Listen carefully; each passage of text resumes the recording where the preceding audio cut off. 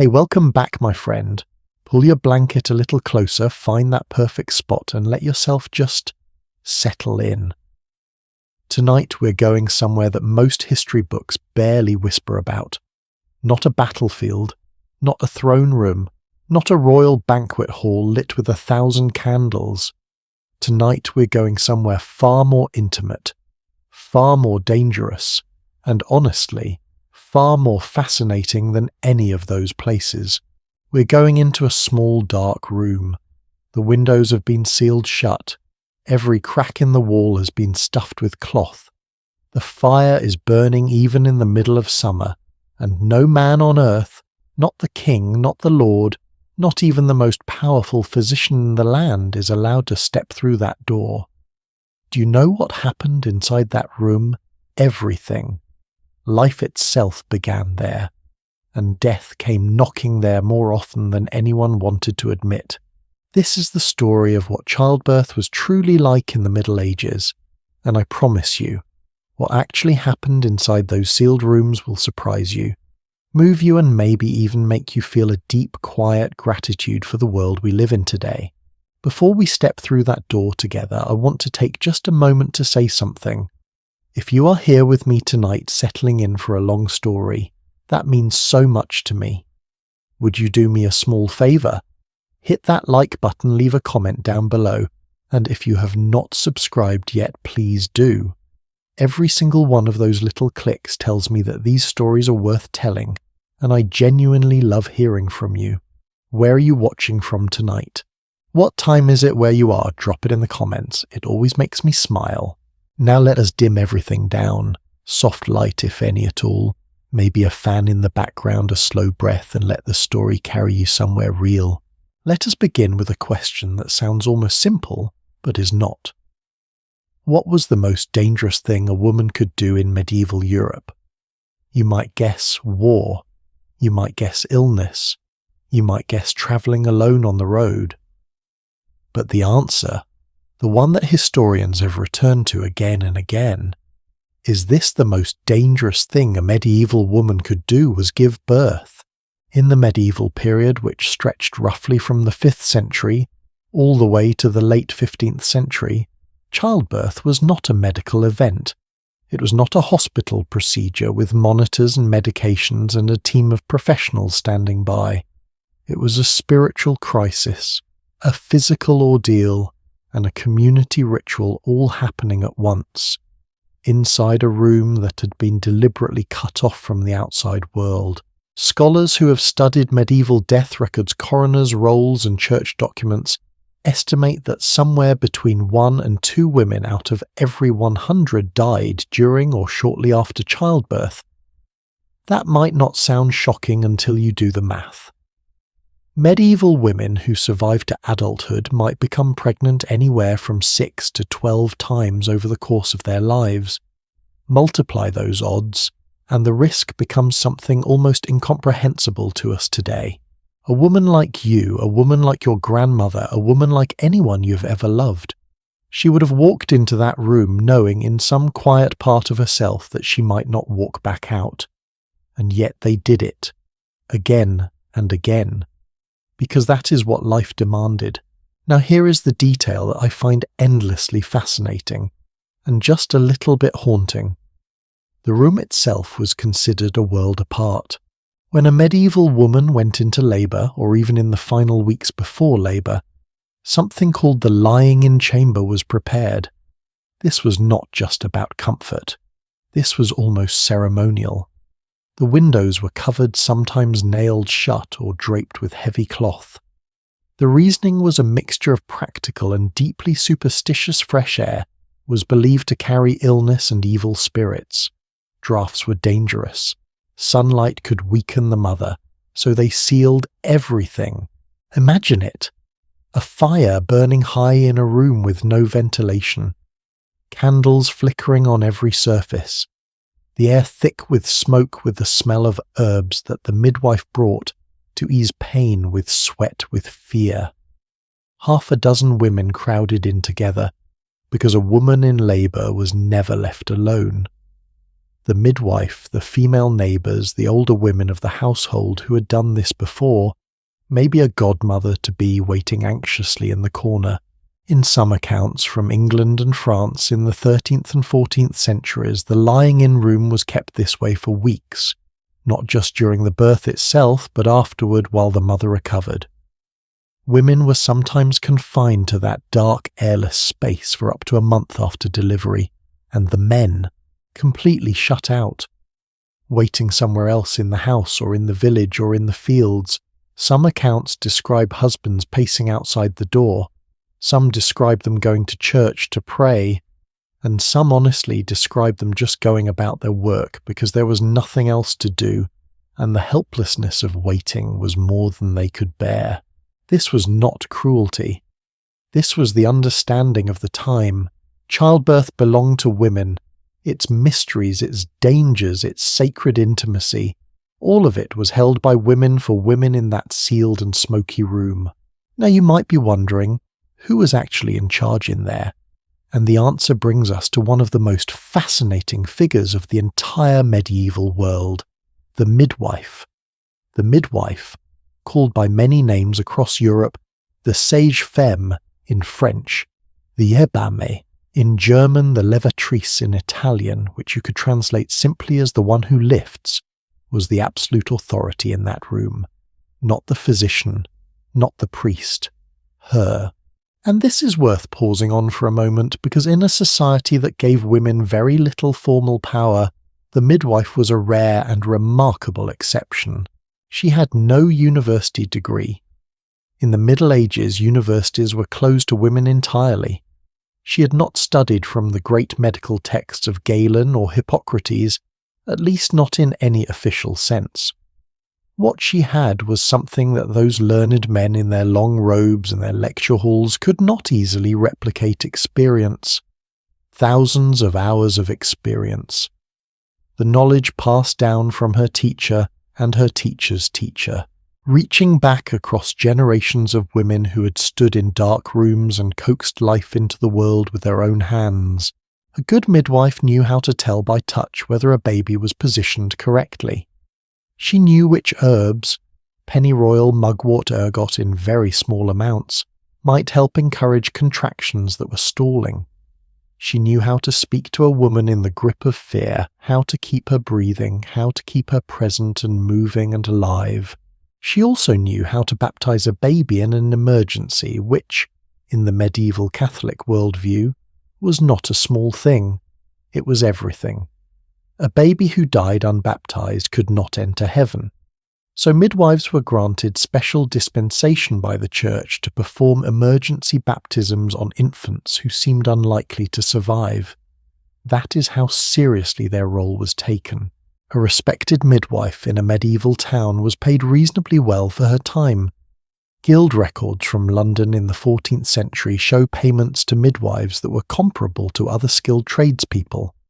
In France, royal midwives who served the nobility were sometimes granted extraordinary privileges, housing pensions, even noble titles in rare cases.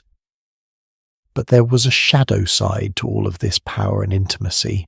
The same qualities that made midwives trusted, their knowledge of herbs, their presence at the most vulnerable moment of life, their ability to influence whether a birth went well or badly, also made them suspected. If a baby died, if a mother died, if something went wrong in ways that no one could explain, the midwife was the easiest person to blame. In the 14th and 15th centuries, as witch trials began to spread across Europe, midwives were particularly vulnerable. The notorious handbook known as Malleus Maleficarum, the Hammer of Witches, published in the year 1486, specifically accused midwives of being among the worst practitioners of witchcraft, claiming they harmed infants and stole them for dark rituals. Historians today consider this accusation deeply unfair and rooted in fear rather than fact, but the suspicion was real and it could be deadly. A midwife walked a fine line her entire career, beloved when things went well, blamed when they did not. Let us slow down for a moment and just sit with what this room actually felt like. Picture yourself as a young woman in England in the year 1250. You're perhaps 20 years old. This is your first child. You have watched other women go through this, but now it is your turn, and the fear in your chest is not something you can put into words. Your mother is there. Your neighbour, who has had 4 children of her own, is there.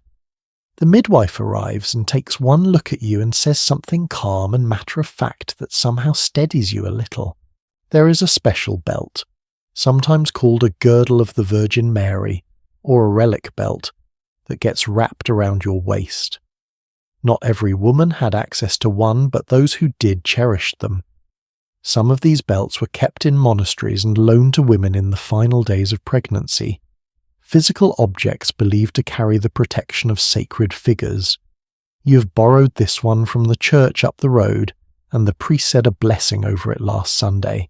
You're not lying in a bed, by the way. The medieval birthing position was almost never flat on the back the way we might imagine. More often, a woman in active labour would be sitting, upright in a specially designed birthing chair, or leaning against another woman, or crouching low to the ground in a position that let gravity do some of the work. The birthing stool was a simple practical thing, a curved seat with an open centre, so the midwife could work from below. Someone is wiping your face with a cool cloth. Someone else is whispering prayers. The fire is too hot and the room smells of burning rosemary, because the midwife has put some in the flames to purify the air, and you just have to get through it. No pain relief beyond perhaps a small amount of herbal wine. No way to know how long it will take. Hours, certainly. Perhaps an entire day. Perhaps longer. Just you and the women around you and the ancient, terrifying, miraculous process of bringing a person into the world. Now here is something that might actually surprise you.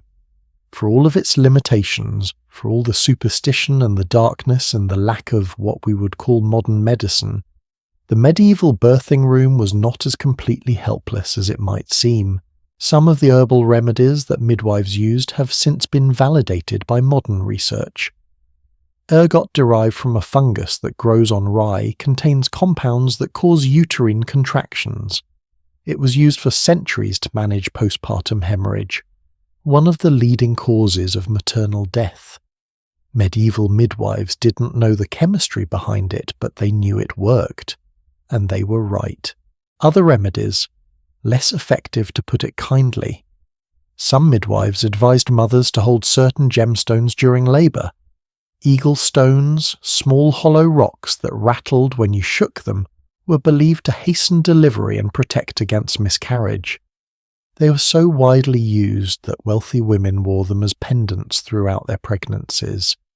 We have records of English queens possessing eagle stones and lending them to other women as a gesture of great favour. Did they work? Almost certainly not in any physical sense, but perhaps they worked in the only way that mattered at that moment. They made a frightened woman feel that she was not entirely alone, that something greater was watching over her. And sometimes that feeling is its own kind of medicine. There is one more layer to this story that I want to share before we move on, because it tells us something profound about what medieval people believed was happening in that room. Childbirth, in medieval Christian theology, carried a very specific and very heavy weight. It was tied to Eve, to the Garden of Eden, to the story that pain in childbirth was a punishment given to all women for the original sin. This was not a metaphor for most people in the Middle Ages. This was literally theologically what they believed. Pain during labour was spiritually required. Some theologians even went so far as to suggest that if a woman did not suffer enough during birth, it raised questions about her virtue. Now, let that sit with you for a moment. Women who were already in the most physically dangerous moment of their lives were also carrying the weight of that theological narrative. Their pain was not just pain, it was atonement. It was proof of something. The priests who wrote the textbooks were safe in their monasteries, and the women were in the dark room doing the actual surviving. And yet what strikes me every time I read about this period is not the weight of what they suffered. It is the resilience of what they built within that suffering, the sisterhood of the birthing room, the knowledge passed woman to woman to woman across centuries, the midwives who showed up in the dark again and again with their herbs and their hands and their steady voices. There is something extraordinary in that. We have barely stepped through the door of this story, and already we have found something that goes so much deeper than history books usually take us. But here is what I want you to know. What happened inside that room did not stop at the moment of birth. The rituals, the dangers, the beliefs that shaped how a medieval woman experienced pregnancy, they began long before the labour pains arrived. And that is exactly where we're going next. Because before a woman ever entered that sealed and smoky room, there was an entire world of medieval pregnancy to navigate. How did they even know they were pregnant? What did they eat? What did they avoid? And what extraordinary, and sometimes genuinely dangerous advice did physicians and wise women give to mothers-to-be, come with me? The story is just getting started. So we left off standing just outside that sealed, smoky room, and I realise, in all the drama of that dark chamber of midwives and relic belts and sealed windows, we skipped something that came before any of that. Something that might seem obvious to us today, but in the Middle Ages was actually its own strange and fascinating puzzle. How did a woman in the year 1240 know she was pregnant? I mean, think about it for a second. No test, no clinic, no little stick you buy at the pharmacy, no one to call, just you, your body, and a collection of beliefs about how the human body worked that were sometimes brilliant, sometimes completely baffling, and occasionally a little alarming. The answer to that question opens a door into one of the most misunderstood chapters of medieval life, the experience of pregnancy itself in the long months before labour ever began. And what we find behind that door is equal parts fascinating and humbling, because here is something I genuinely believe medieval pregnant women were not passive. They were not simply waiting for fate to decide what happened to them. They were actively, fiercely trying to understand their own bodies and protect the lives growing inside them with every tool their world gave them. The tools just happened to include astrology charts the colour of morning urine and a surprising amount of advice from men who had never been pregnant and never would be. Let us walk through it together. The first sign of pregnancy that medieval texts describe is one we still recognise today, a missed monthly cycle. That part at least has not changed. But from there, medieval diagnosis got considerably more creative. One of the most widely used methods, described in medical texts from as early as the 12th century and repeated in manuscripts across England, France, Germany and Italy, was uroscopy. That is the practice of reading urine. And before you think this is purely absurd, consider that uroscopy was the medieval equivalent of a full blood panel. Physicians examined urine for colour, clarity, smell and even taste, yes, taste, to diagnose everything from kidney disease to fever to pregnancy. For pregnancy specifically, the guidance from a text known as the Trotula, one of the most widely copied medical manuscripts of the entire medieval period, a collection of writings on women's medicine compiled in southern Italy around the 12th century, described the urine of a pregnant woman as pale with a kind of cloudy sediment settling at the bottom. Some practitioners claimed the urine of a woman carrying a boy would be lighter in colour, a girl darker. If you're laughing a little right now, I completely understand. But these practitioners were working with genuine observation and genuine intention. They just had to work with what they had. There was another test, and this one is genuinely odd, where a woman would insert a piece of brass into her vagina overnight, and if it emerged stained green in the morning, pregnancy was confirmed. Where exactly this idea came from is a mystery that historians have been puzzling over for decades. but there it is written down in multiple sources recommended with complete seriousness. And then there were the stars. In medieval Europe, astrology was not a hobby. It was not something you checked casually between news updates. It was a legitimate branch of knowledge taught at universities, practiced by royal physicians, and woven deeply into how people understood the body health disease and the fate of unborn children. The moment of conception, if it could be determined, was mapped against the position of the planets. A child conceived when Saturn was dominant was considered at risk for a difficult life. A child conceived under Jupiter was thought to have a better chance at prosperity and health. This was not fringe belief. This was mainstream medical thinking endorsed by some of the most educated people in medieval Europe, and it shaped how pregnant women thought about their pregnancies in ways that are hard for us to fully appreciate today. Now, once a woman confirmed, through whatever combination of physical observation, herbal wisdom, and celestial consultation, that she was indeed expecting, the next question was immediate and practical. What do I do now? And here the medieval world had a great deal to say, some of it genuinely sensible, some of it spectacularly, almost entertainingly wrong. Let us start with food, because food was taken very seriously. Medieval dietary advice for pregnant women was rooted in what was called humoral theory, the idea inherited from ancient Greek medicine and carried through into the medieval period almost entirely unchanged, that the human body was governed by 4 humours: blood, phlegm, yellow bile, and black bile. Health meant balance. Illness meant imbalance. And pregnancy was understood as a state in which the body's humoral balance shifted significantly. Because of this, pregnant women were advised to eat foods that would support the right balance. Warm, moist foods were generally favoured: chicken broth, soft bread, gentle spiced wines in moderate amounts. Cold, dry, or heavily spiced foods were discouraged because they were believed to disturb the womb. Some of this advice was not far off. Gentle, easy-to-digest foods, avoiding extreme dietary choices, not drinking to excess. These are not terrible recommendations by any standard. A 12th century physician named Hildegard of Bingen, a Benedictine abbess from what is now Germany, and one of the most remarkable medical thinkers of her era, wrote extensively about diet and health, including during pregnancy.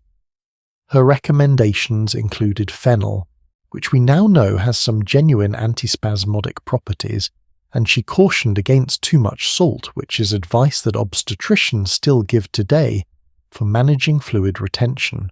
But then there were the other recommendations. Some texts advised pregnant women to avoid looking at anything disturbing, frightening, or ugly, because it was genuinely believed that a mother's emotional and visual experiences could physically mark her unborn child. If a pregnant woman saw a hare run across her path, for example, she might give birth to a child with a hare lip. If she was frightened by a fire, the baby might be born with a red birthmark. This belief, sometimes called maternal impression, was not considered superstition.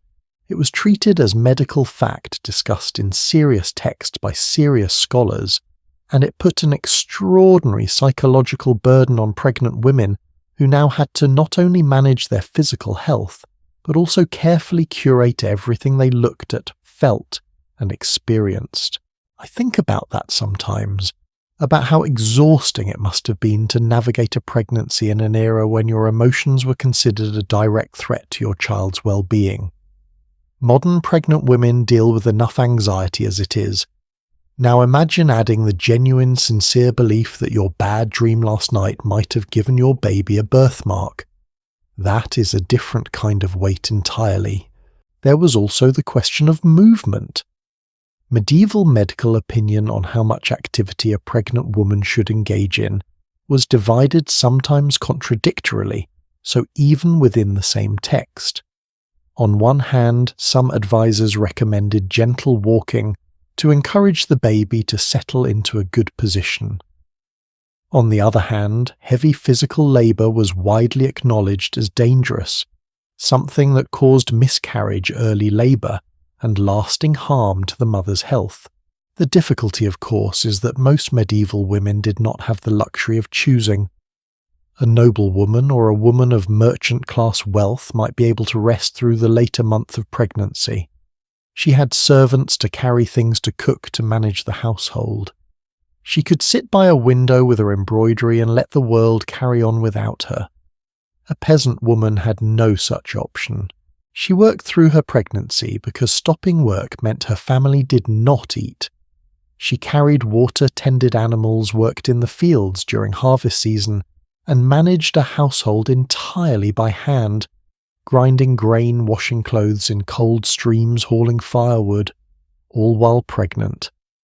The same medical texts that advised rest and calm for noble ladies barely mentioned the realities of working-class pregnancy at all, because those texts were written by and for the educated elite.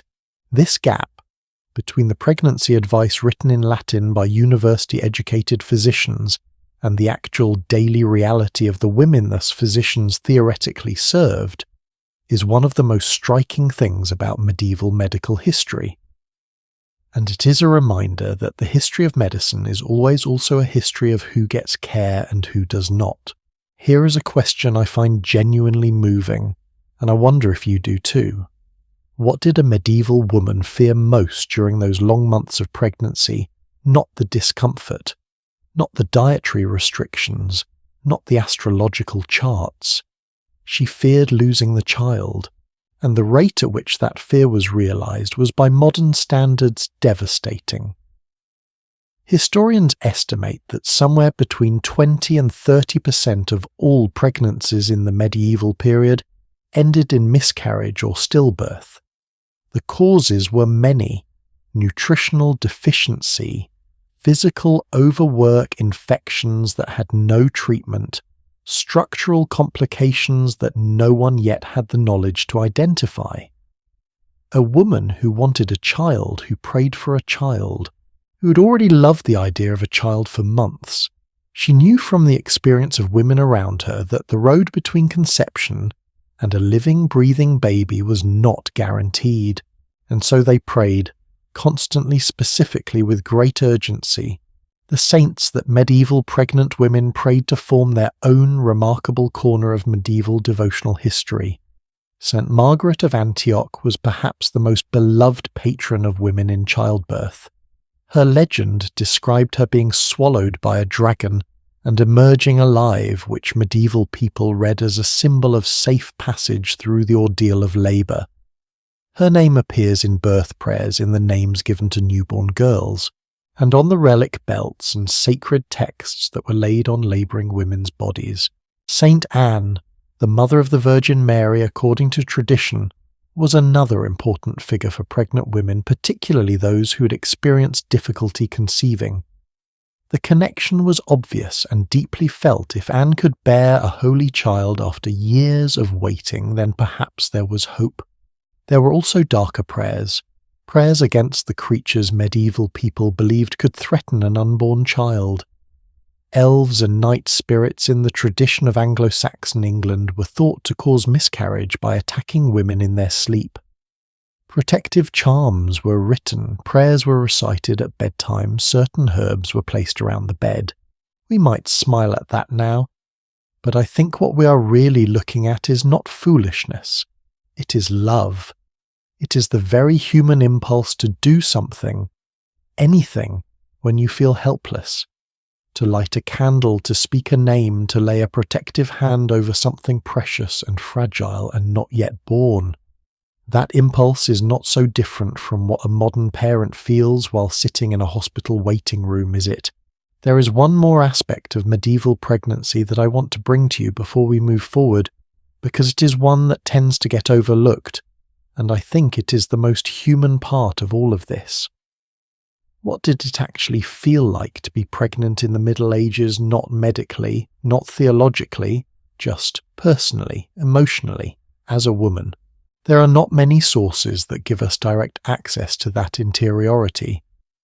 Medieval women rarely wrote memoirs in the way we would understand them. Their inner lives were most often recorded when men thought to write them down, which means they were filtered, summarized, and frequently misunderstood. But there are some glimpses. There are letters between noblewomen that mention the anxiety of a first pregnancy in terms that feel completely familiar. There are devotional journals, particularly from the late medieval period, from women like Marjorie Kemp of England, who wrote in the early 15th century one of the first autobiographical works in the English language that described pregnancy and its aftermath with raw honesty. Marjorie's own first pregnancy ended in a severe episode of what sounds to modern readers very much like postpartum psychosis, a period of mental distress so frightening that she believed she was being tormented by devils until a vision of Christ brought her peace. Her account is unusual in its detail, but the vulnerability she describes, the fear, the overwhelming physical experience, the desperate reaching for something solid to hold on to, that was not unusual at all. That was, I imagine, what most medieval women felt as they watched their bodies change, as they felt the first movement of a child inside them, as they tried to prepare for something that no amount of advice could fully prepare them for. The movements of the baby, called quickening, were particularly significant both medically and spiritually. Most medieval authorities believed that the soul entered the body at the moment of quickening, somewhere around the 4th or 5th month of pregnancy. Before that point, the growing child was considered alive but not yet fully human in the theological sense. After quickening, everything changed. The pregnancy became, in a spiritual sense, sacred. Women describe the moment of first feeling their child move as transformative. It is there in the margins of manuscripts, in the prayers copied out by women's hands. A quiet, private joy that crossed every boundary of class and education and circumstance. Some things, it turns out, do not need a language to translate. We have spent this part of our journey in the months before birth, in the world of urine samples and star charts of dietary rules, and desperate prayers of working women who could not afford to slow down, and noble women who could. It is a world that looks strange from the outside, but feels the closer you get to it deeply recognizably human. But what about the moment that all of those months were leading toward? Because the birth itself, the actual experience of labor hour by hour in that sealed room we described before, that is a story all on its own. A story of women who showed up for each other with nothing but their knowledge and their hands, and what they did in those hours that could mean the difference between life and death. That is where we are headed right now. Midnight had a different weight in the Middle Ages. When the whole village went quiet and the fire burned low and a woman's contractions were coming faster now, closer together, harder to breathe through, the women around her did not panic. They had done this before. They knew what the hours ahead would ask of all of them. And what they did in those hours, the specific things, the real things, the things that medieval texts actually recorded, is what I want to walk you through right now. Not the mythology of it, not the vague impression of women huddled helplessly around a suffering mother. The actual practice, the real knowledge, because there was far more of it than most of us have ever been taught. Let us talk about time first, because time in a medieval labour room was experienced completely differently than we might imagine. There were no clocks in most medieval homes, at least not in the sense we understand them. The mechanical clock was a relatively late medieval invention, appearing in European towers and churches toward the end of the 13th century, and even those were imprecise by our standards. For most women and most midwives, the passage of labour was measured by prayer cycles, by candle lengths, by the movement of light under the door, by the natural rhythms of the body itself. A midwife with experience knew roughly what a normal labour looked like in terms of physical progression. She knew that contractions should build in a certain way. She knew that a labour that stalled for too many hours meant something needed to change. and she knew, with the quiet, unsentimental knowledge of someone who had been in this room many times, that some labours ended well and some did not, and her job was to do everything in her power to push the outcome toward the first. The text called De Passionibus Mulierum, a Latin medical work on women's conditions, part of that same body of southern Italian medical literature from the 12th century that included the trotula, described labour in stages. It used language that was sometimes clinical, sometimes almost poetic, always deeply practical. It described what a midwife's hands should feel for. It described the difference between a contraction that was productive and one that was exhausting the mother without advancing the birth. It described with care and specificity what the position of the child should ideally be. This kind of systematic observational knowledge, written down, copied, carried from one region to another in manuscripts, is evidence of something that does not always get enough credit, a genuine functioning tradition of women's medicine that was sophisticated within the limits of what its era could know. Now, one of the things I find most striking about medieval labour practice is how much of it was sensory. The midwife used her hands. That was her primary instrument, and she used them with a level of tactile sensitivity that her modern counterparts would recognise as genuinely skilled. Before labour began in earnest and at intervals throughout, a midwife would perform what the text describes simply as internal examination, checking the position of the baby, assessing the progress of the mother's body opening, determining whether things were moving as they should. She would oil her hands first. Olive oil was the preference in Mediterranean regions, animal fat in Northern Europe, where olive oil was expensive and rare, to allow this examination to be as gentle as possible. The oiling was not only a practical matter, it was also used on the mother herself, particularly on the abdomen, and what the text called the place of birth, to try to ease the process. There are specific recipes in several medieval herbals for labour-easing oils that combined olive oil with herbs like lily root, which was thought to soften and prepare the body. Whether these had any pharmacological effect is debatable, but the warmth of being touched with care, of having someone's hands moving with intention and gentleness over a body in pain, that has its own real effect. Any nurse or midwife today will tell you the same. The midwife also monitored the baby's heartbeat, not with a stethoscope which would not exist for centuries, but by pressing her ear or her hand against the mother's belly. Medieval practitioners did understand in a general way that the baby was alive and moving inside, and that changes in that movement could signal distress. The texts are not always specific about what they were listening for, but the attention itself, the sustained, careful attention to what the mother's body was doing and what the baby was doing inside it, was real. Something that rarely makes it into popular histories of medieval childbirth is the role of sound. The medieval labour room was not silent. It was not the hushed, sterile environment we might associate with birth in more recent centuries. It was in many ways a place of voice. Women sang during labour, not always, and not every woman, but singing particularly. The singing of specific prayers and sacred texts was considered genuinely helpful.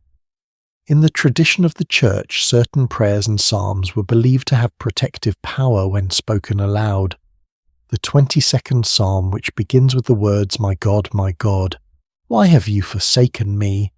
Words of extreme suffering followed by trust and eventual relief, was specifically associated with labouring women in some medieval sources.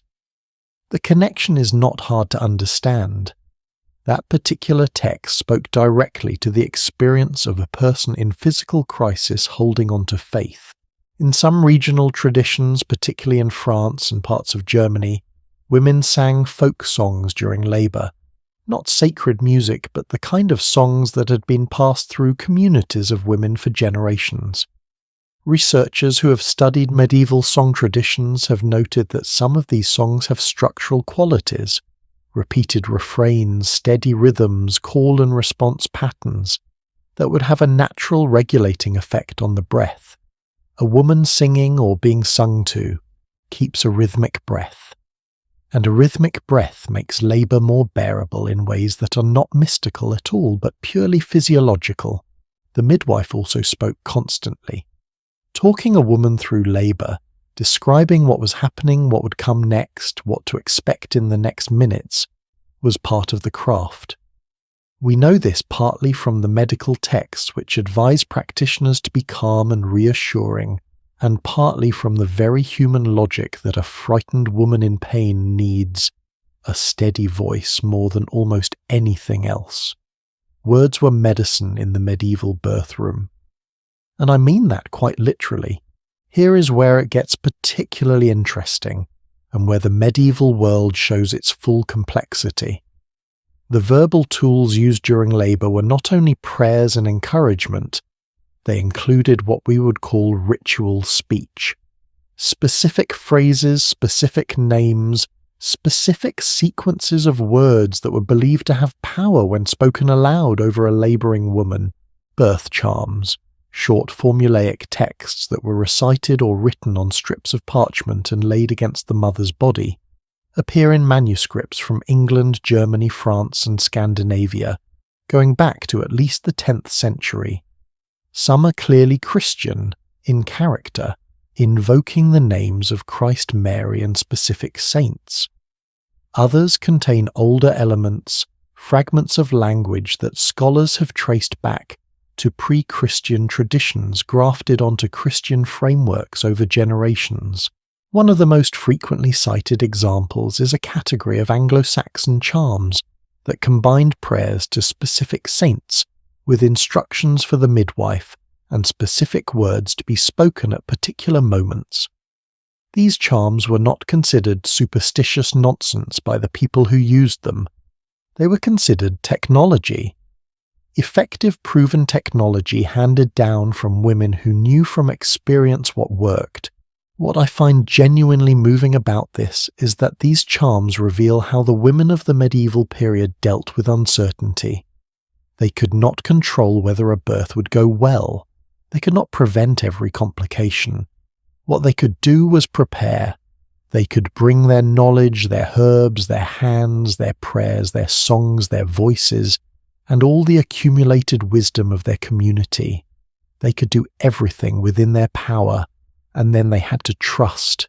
That combination of rigorous preparation and deep acceptance, doing everything you can and then surrendering to what you cannot control, is not so different from what any parent, any doctor, any midwife today brings into a delivery room.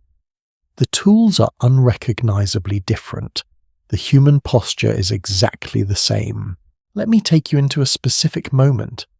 Not a general description, but a real textured moment from the record. The year is approximately 1310. A woman, let us call her by the common English name of Agnes, which appears hundreds of times in medieval birth and baptism records, is in labour in a small town in the west of England. This is her third pregnancy, but her first two children did not survive infancy. She's by medieval standards neither young nor old, perhaps 27 or 28 years old. She has been in labour since the previous evening. It is now, by the length of the candles and the quality of the light under the door, somewhere past midnight. The midwife, a woman from the town who has attended perhaps 200 births over 30 years of practice, is calm. She has seen worse than this. She knows that Agnes is tired, that the contractions have been strong, but have not yet brought the baby where it needs to be. She knows that the baby is positioned well. She has checked twice with careful hands. What Agnes needs now is not more intervention. She needs to be held up. So the midwife directs two of the other women to take Agnes's arms. She repositions Agnes on the birthing stool, shifting her weight slightly forward to help gravity do its work. She speaks in a low-level voice. She recites the prayer to St. Margaret that she has recited so many times she no longer has to think about the words. She presses a warm cloth against Agnes's lower back with her free hand because she knows from long experience that the heat helps. and then she waits. Because sometimes waiting with full attention and steady hands is itself the work. Whether Agnes's story ended well, we cannot know. The records that gave us glimpses of medieval birth are not complete enough to follow individual women through their stories. But what we can know, what the texts and the charms and the herbal recipes and the payment records and the devotional writings all tell us together, is that the women in that room were not helpless. They were doing everything that knowledge and love and human presence could do. There is one specific herbal practice from this period that I want to describe in some detail, because it illustrates something important about the intersection of real medicine and ritual belief in the medieval birth room. The use of a plant called birthwort, known in Latin as Aristolochia, a name that literally means best childbirth, appears in medieval herbals across Europe as a standard recommendation for difficult labour. Midwives used it as a steam, as a poultice, and sometimes as a drink. The belief was that it encouraged uterine contractions and helped expel the afterbirth. Here is the complicated truth about birthwort: it does stimulate uterine contractions. On that point, medieval practitioners were observationally correct. But it is also a compound now known to be deeply harmful to the kidneys and toxic in higher doses. Medieval midwives who used it were working with accurate knowledge of one part of the picture, the contraction-inducing effect, without any access to knowledge about the longer-term harms. This is not a comfortable thing to sit with. These women were doing their best with their best knowledge, and that knowledge was sometimes genuinely right and sometimes genuinely harmful, and they had no way to know the difference. That tension between good intentions and incomplete understanding runs through the entire history of medicine, not just the medieval period. It is why medical knowledge must keep moving, keep questioning, keep testing what it thinks it knows. The medieval midwife trusted birthwort because she had seen it work. The modern obstetrician has tools the medieval midwife never dreamed of. Neither of them chose the era they practiced in. By the time a baby was actually born, when the long hours of labour reached their culmination and a new person entered the room, there was a very specific sequence of actions that a skilled midwife would take immediately. The baby was received with those oiled, practiced hands. The face was cleared, gently, quickly. If the baby was not breathing, the midwife would breathe into its mouth. That practice, what we would now recognize as a form of resuscitation, is described in medical texts from at least the 12th century onward, with clear instructions to blow air into the infant's mouth to start respiration. The knowledge that breathing could sometimes be initiated this way was real, it was practical, and it saved lives. The umbilical cord was tied at 2 points, and then cut generally with a knife that had been held in the fire for a moment to clean it, a practice that approximated what we now understand as sterilization, without any knowledge of the germ theory that would not arrive for another 5 centuries. Not every midwife did this, and not every knife was clean enough to prevent infection. But the instinct was sound. The afterbirth had to be delivered completely, and the midwife watched for this carefully. She knew that a retained placenta was an immediate and serious danger to the mother's life. If the afterbirth did not deliver naturally within a reasonable time, she would use herbs, and yes, sometimes birthwort was among them, and massage and position changes to encourage it. The management of what happened after the birth was in some ways as important as the birth itself, and a midwife who understood this was the difference between a mother who survived and one who did not. I think about all of this, and I feel something that is hard to name exactly. It is not pity. That would be too condescending to the women who lived it. It is not purely admiration, though there is a great deal of that. It is something closer to recognition. These women, Agnes and her midwife and the hundreds of thousands like them across the medieval centuries, were doing something that has been done before and since in every time and every place. They were showing up for each other. bringing everything they had, working at the edges of what knowledge allowed and what love demanded. The specific knowledge they had was limited. The specific tools were rough, but the orientation toward life, toward each other, toward the child coming into the world, that was not limited at all. And there is something else worth saying. What happened after the birth, the first hours of a new baby's life in the medieval world, was in many ways just as precarious as the birth itself. And the rituals that surrounded those first hours were among the most urgent, the most vivid, and the most revealing of anything we have explored so far. Because in the medieval world, the moment of birth was not the end of danger. In some ways, it was only the beginning, and what parents did in those first fragile hours to protect their newborn, the speed, the prayers, the water, the extraordinary measures taken against forces both visible and invisible, is a story that deserves its full telling. That story begins right now. The baby was here. After all those hours, after the fire and the prayers and the midwife's steady hands and the songs half whispered in the dark, a new person had arrived in the world, breathing, crying, impossibly small, and the room, which had been tense with effort and fear just moments before, shifted into something else. Something that feels familiar across every century, that specific overwhelming mix of relief and wonder and terror that comes from realizing you are now responsible for keeping this tiny fragile creature alive. But here is what I want you to understand about those first hours in the medieval world. The danger was not over. In many ways, the most critical race had just begun. And what parents, midwives and communities did in those first moments and hours after birth, the speed of it, the urgency, the extraordinary measures taken, tells us something profound about how medieval people understood life and just how tenuous they knew it to be. The first thing a midwife did after confirming the baby was breathing was wash it. This sounds straightforward. It was not.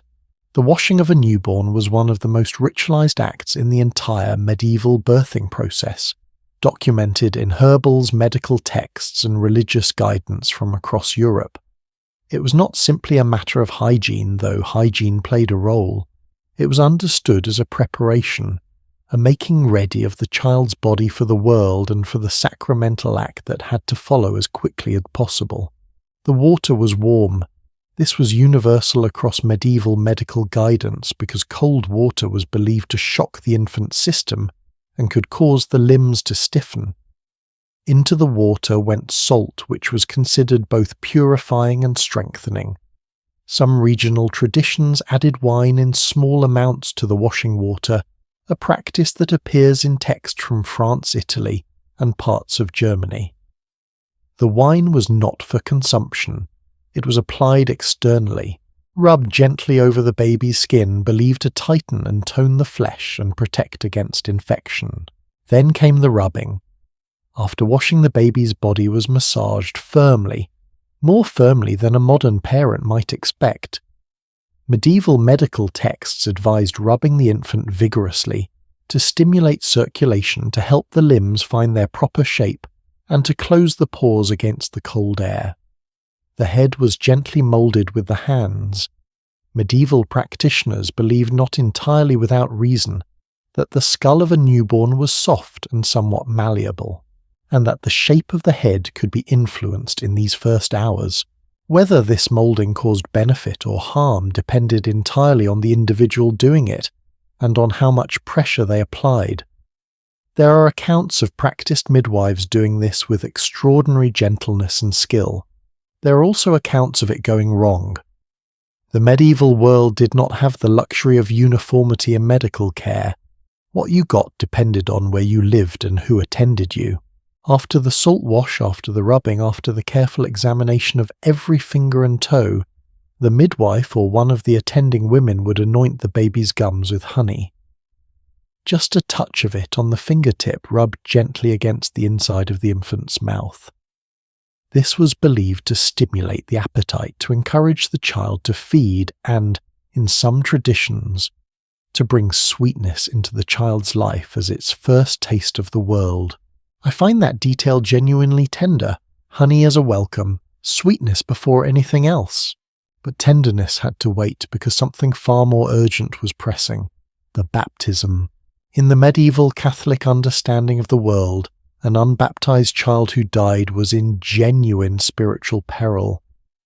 The theological position on exactly what happened to such souls had evolved considerably over the centuries.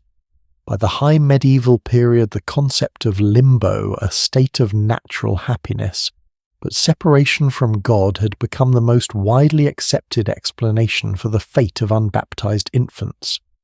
But limbo was not heaven, and the fear that a child might die without baptism and therefore never know the full joy of God's presence was a fear that shaped the behavior of medieval parents in ways that are hard to overstate. This is why the baptism was not scheduled. It was not planned for the following Sunday. It was done as fast as humanly possible. In normal circumstances, when a baby was born healthy and vigorous and showed no signs of distress, the baptism still happened within the first day or two of birth. Church records from England, France and Germany in the 13th and 14th centuries consistently show baptisms recorded within 24 to 48 hours of birth. In the city of Florence in the 15th century, we have detailed baptismal records that historians have analysed, and the pattern is clear. The interval between birth and baptism was kept as short as the family could manage. Wealthy families could arrange for a priest more quickly. Poorer families sometimes had to wait a few hours longer, but no one waited by choice. When a baby was weak, when it was clear in those first moments that the child might not survive, the midwife did not wait at all. She poured water over the infant's head and spoke the words herself. Water the name of the Father, the Son, and the Holy Spirit. The Church had formally authorized midwives to perform emergency baptism precisely because someone needed to be able to do it in those first critical moments before any priest could be summoned. There are records in English coroners' rolls and church archives of baptisms performed with whatever water was at hand. A cup of water from the birthing room, water from the wash basin water that had already been used for the birth. The urgency overrode every other consideration. The baby had to be named and welcomed into the community of the faithful before it slipped away. That urgency, reading it in the records, is still palpable across 7 centuries. These were not people following rules mechanically. These were parents and midwives genuinely afraid, doing the one thing they could do. Now here is where the story takes a turn that I think will surprise you. Because the medieval world's fear for a newborn was not only spiritual, it was also deeply viscerally physical. And it was not only concerned with visible medical dangers. In the folk belief of medieval Europe, particularly in England, Scandinavia, Germany, and the Celtic regions of France and the British Isles, the days immediately following birth were a window of extreme vulnerability, not just to illness, not just to the ordinary fragility of a newborn body, but as something else entirely, the changeling. The belief in changelings, the idea that supernatural beings, whether called elves, fairies, night spirits, or simply the hidden people, depending on the region, might steal a healthy human baby and replace it with one of their own, was one of the most persistent and widespread beliefs in medieval popular culture. It appears in texts from as early as the 9th century. It was still being recorded in folk collections in the 19th century and in the medieval period. It was not a fairy tale told to frighten children. It was a genuine, sincere fear held by parents and communities, and it shaped actual behaviour. The signs of a changeling were well established in popular belief. A baby that cried excessively, a baby that did not feed normally, a baby that seemed somehow wrong, too thin, too large-headed, too old in its eyes, too different from what it had been at birth, a baby that failed to thrive in the weeks after delivery. We recognize reading these descriptions from the distance of the 21st century that what medieval parents were often describing were the symptoms of medical conditions. Failure to thrive, colic developmental differences, infections, metabolic disorders that caused a perfectly human child to behave in ways its parents did not expect. They did not have that framework. What they had was the changeling explanation, and it filled the gap. The protections against changelings were elaborate and consistent across different regions. Iron was universally regarded as repellent to supernatural beings. A piece of iron, a horseshoe, an iron needle slipped under the mattress or above the door of the birth room. In some traditions, fire was protective, which reinforced the practical logic of keeping the hearth burning in the birth chamber. Specific plants, particularly rowan, which appears in traditions from England to Scandinavia, and in some regions garlic and salt, were placed around the baby's sleeping space. In some English and German traditions, the baby was not left alone in the first days after birth. Ever. One of the women from the birth room would stay awake through the night keeping watch, not only for physical dangers, a smothered infant and overturned candle, but for the possibility of supernatural interference. This continuous watch sounds exhausting. It was. And yet it was considered an absolute necessity by the communities that practiced it. I want to pause here and say something that I think matters. It would be easy and very unfair to look at the changeling belief and dismiss it as nothing but ignorance.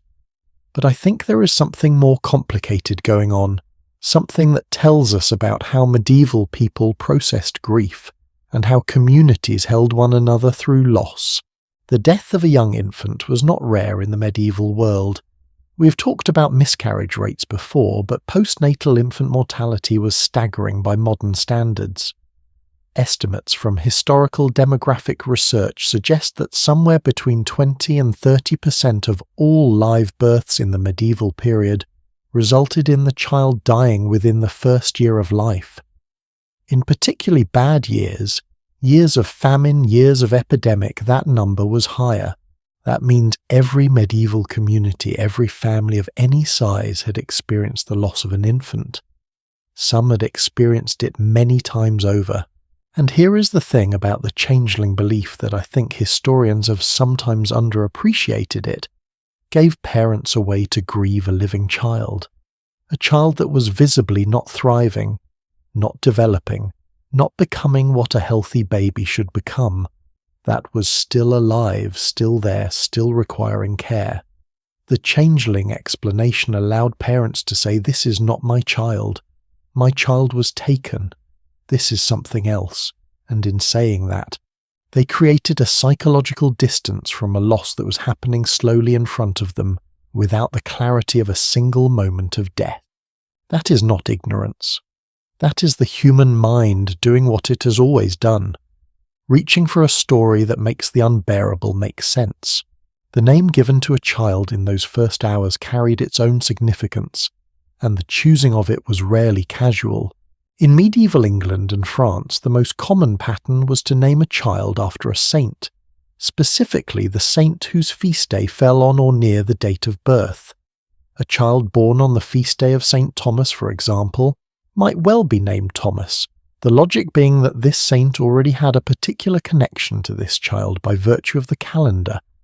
That connection was considered genuine protection. The saint whose name you bore was understood to be your patron, your advocate, your intercessor in the celestial realm. The practice also served a deeply practical function in an era when record-keeping was often imperfect. Before the systematic recording of births became standard, a child's saint name provided a kind of memory anchor. If someone knew the feast day that a person's name corresponded to, they had at least an approximate sense of when that person was born. It was one of the ways that communities kept track of themselves. Names also travelled through families in patterns that reveal something about how medieval people thought about identity and continuity. It was common, so common that it shows up constantly in parish records, to give a newborn the same name as a sibling who had recently died. This practice, which can seem strange or even morbid to modern eyes, was actually deeply logical within the medieval worldview. The name carried meaning, carried connection to family and saint and community. If the child who bore that name was gone, the name itself still needed to live in the family. A new child could carry it forward. It was a way of insisting that life continued. That names outlasted individual lives, that the thread of a family was not broken by the loss of any single person.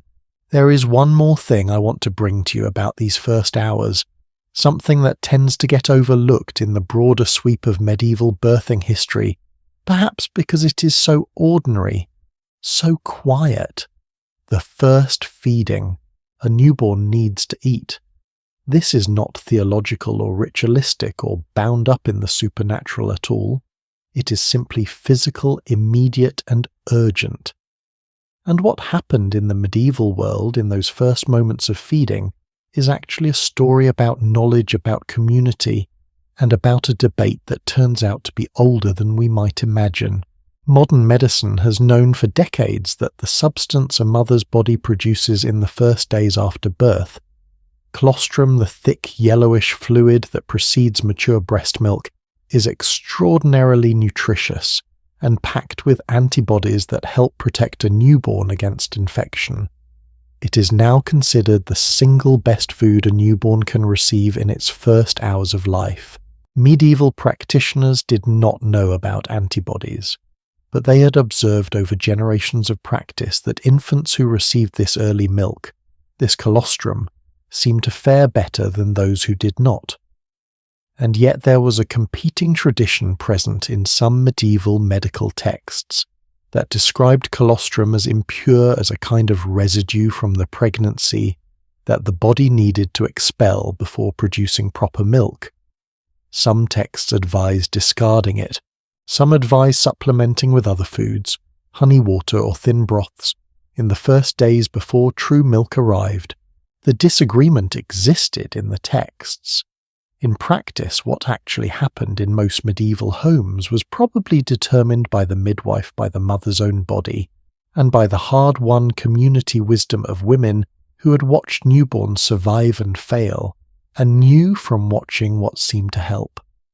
The women who trusted the first milk were, it turns out, right, generations ahead of the theory that would eventually explain why. When I think about everything that happened in those first hours after a medieval birth, the salt wash and the honey, the rushed baptism and the iron under the mattress, the all-night vigil and the careful choosing of a saint's name, the first feeding, and the prayers that were still being said around a child who just arrived in the world, I see something that moves me deeply. I see people trying to hold a door open, the door between this fragile new life and all the forces that might close it too soon. They used everything they had, every prayer, every herb, every piece of iron, every name, every watchful eye through the dark night hours. Whether you read it as spiritual practice or practical medicine or community solidarity, it comes down to the same thing, refusing to lose what they loved without a fight. And that instinct, that fierce, loving, exhausted refusal, that is not something that belongs to the Middle Ages. That is just what it means to welcome a new person into the world, which makes what comes next even more fascinating. Because while the women in the birth room were doing all of this, washing, praying, feeding, watching, there was an entirely different world operating just outside that door. A world of theology, of church authority, of rituals that would determine how this child moved through society for the rest of its life. The formal world of medieval baptism of godparents and community witness, of the church's role in transforming a biological birth into a social and spiritual identity. That world had its own rules, its own politics, its own extraordinary stories. And some of what happened in the baptismal font in the days after birth is stranger and more revealing than almost anything we have covered so far. Come a little closer. This next part of the story is one I have been wanting to tell you for a while. Picture a small stone church somewhere in the English countryside. The year is 1320. The morning is cold and grey, the kind of cold that gets into your bones before you even step outside. And yet the narrow road leading to the church door is busy. A small procession is making its way through the frost. At the centre of it, carried in the arms of a woman who is not its mother, is a baby wrapped in white linen. 2 days old, still new to this world in every possible sense, and everyone in that procession, the godparents, the neighbours, the older children tagging along at the edges, is moving with a purpose that borders on urgency. The baptism is about to begin, and what happens inside that church over the next hour is one of the most layered, most politically loaded, most spiritually intense rituals in all of medieval life. It is not simply a religious ceremony. It is a birth announcement and a social contract and a community promise and a spiritual transformation all happening simultaneously. Understanding it properly changes how we see everything that came before it. Let us walk through what actually happened at a medieval baptism, because the details are extraordinary and most people have never heard them described properly. The ceremony began technically before the baby ever entered the church building. At the church door, the threshold, that liminal space between the outside world and the sacred interior, the priest met the procession and performed the first part of the rite. He placed a small amount of salt in the infant's mouth, just a few grains pressed onto the tongue. This was called the salt of wisdom, and it symbolized the preservation of the soul and the beginning of the child's journey into Christian life. Salt had been understood as purifying and preserving since ancient times, and the church absorbed this symbolism entirely. Then the priest breathed gently on the child's face 3 times. This breath, this deliberate ritualized exhalation, represented the driving away of evil and the preparation of the child to receive the Holy Spirit. It was followed by a touch on the ears and the nose, accompanied by the Aramaic word ephetha, meaning be opened, drawn from the Gospel of Mark, where Christ uses the same word to heal a deaf man. The priest was in effect opening the child's senses to the sacred world it was about to enter. Only then was the child carried inside. The baptismal font stood near the entrance of most medieval churches, not at the altar, not at the centre, but near the door, because baptism was understood as the threshold rite, the passage from outside the community of faith to inside it. Medieval baptismal fonts were often large, deep stone basins, sometimes waist high, sometimes deep enough to fully immerse an infant. In the early medieval period, full immersion was standard. By the high medieval period in most parts of northern Europe, pouring water over the head had largely replaced immersion, though full immersion survived longer in some regional traditions. The water in the font was not ordinary water. It had been blessed on the eve of Easter and Pentecost in a ceremony that was itself elaborate and powerful, blessed with oil, with a candle lowered into it 3 times, with prayers that transformed it, in the medieval understanding, into something charged with spiritual force. This blessed water was kept and protected throughout the year and was used only for baptisms. It was considered so sacred that churches kept it under lock and key, precisely because people would sometimes try to take small amounts of it for private use as a protective or healing substance. The child was stripped of its outer wrappings, exposed vulnerable, symbolically naked as it entered the water. The priest anointed the chest and back with oil, a pre-baptismal anointing. Then the water was poured 3 times over the head, or the child was lowered into the font and raised again 3 times, once for each name of the Trinity. The words were spoken, "I baptize you in the name of the Father and the Son and the Holy Spirit." In that moment, according to medieval theology, everything changed. The child moved from a state of original sin to a state of grace. It had an immortal soul in good standing with God. It had a name. It had a place in the community. The priest then anointed the crown of the child's head with chrism, a special oil mixed with balsam blessed by the bishop himself. This was the post-baptismal anointing, and it echoed the anointing of kings and priests, marking the child as a kind of royalty in the spiritual realm. A white cloth was placed over the anointed head, the chrism cloth which the child would wear or carry for the next week as a symbol of its new purity. If the child died within that week, it would be buried in the chrism cloth. In mortality records, infants who died within their first weeks were sometimes simply listed as chrism children. Now here is the part that people rarely talk about when they describe medieval baptism, and it is the part I find most fascinating. Before any of the washing and anointing and naming could happen, there was an exorcism, a formal, structured exorcism. The priest commanded any evil presence that might reside in or around the child to depart. He made the sign of the cross on the child's forehead and chest. He spoke specific prayers of expulsion, prayers that addressed darkness and commanded it to leave.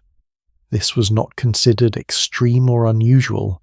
It was a standard required part of the baptismal rite present in the liturgical books of the medieval church across all of Catholic Europe. The logic was straightforward within the medieval framework. An unbaptized person existed in the realm of original sin, which was the realm where evil had influence. Before the child could receive grace, that influence had to be formally expelled. The exorcism was not about this specific child being possessed. It was about clearing the spiritual ground before building on it. What I find remarkable about this is what it reveals about how medieval people understood infancy itself. A newborn baby, the most innocent-seeming creature imaginable, was not considered spiritually clean until this ritual was complete. The innocence was physical. The spiritual standing was something that had to be actively conferred through water and oil and words and the formal community witness of the church.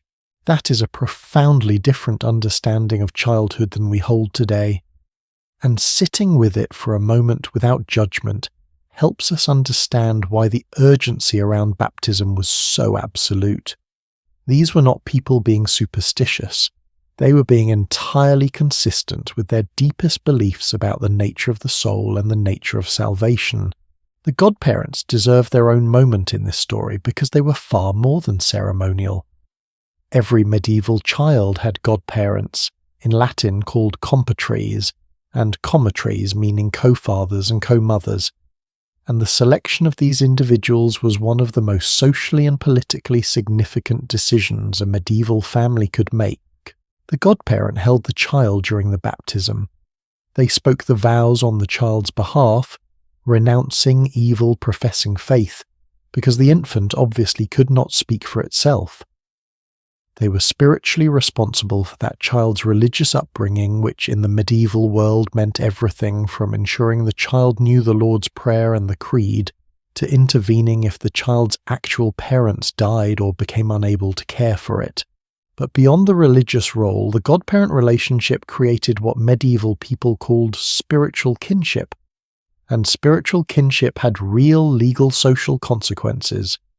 A godparent and godchild were considered kin in a way that canon law took very seriously. They could not marry each other. They could not marry each other's close relatives. This spiritual kinship was treated in certain legal contexts almost like blood kinship, which meant that choosing a godparent was an act of strategic alliance. A merchant family might choose a nobleman as a godfather, establishing a formal bond between the two families that carried social obligations on both sides. A peasant family might choose the local lord, and some records show that lords were indeed asked to stand as godparent to the children of their tenants, a relationship that created a personal obligation of protection and goodwill. A wealthy family might choose a bishop, a prominent abbess, or even a royal official.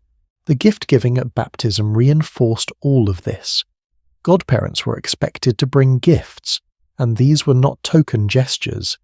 Silver cups, lengths of fabric, small amounts of money, sometimes coral beads, which were believed to protect against illness and the evil eye. Wealthy godparents gave generously, and the gift was understood as both a material provision for the child and a symbol of the bond being created. Some of the most elaborate medieval silver cups that survive in museum collections today were originally baptism gifts. Do you see what is happening here? The baptism ceremony was not only about a child's soul, it was about building and reinforcing the web of human relationships that would protect and support that child through its life. Religion and society were not separate categories in the medieval world. They were woven together so tightly that pulling one thread moved everything. And then there was the feast. After the ceremony, after the procession back from the church, after the chrism cloth was carefully preserved, and the baby returned to the birth room, the community celebrated. A baptism feast was expected, and failing to provide one was a social failure of some significance. The scale of the feast depended entirely on the family's means. A great noble family might host a celebration lasting several days with musicians, elaborate food, and guests from a wide radius. A prosperous merchant family in a city like Paris or London in the 14th century might lay on a feast of several courses, wine and gifts for all the attendees.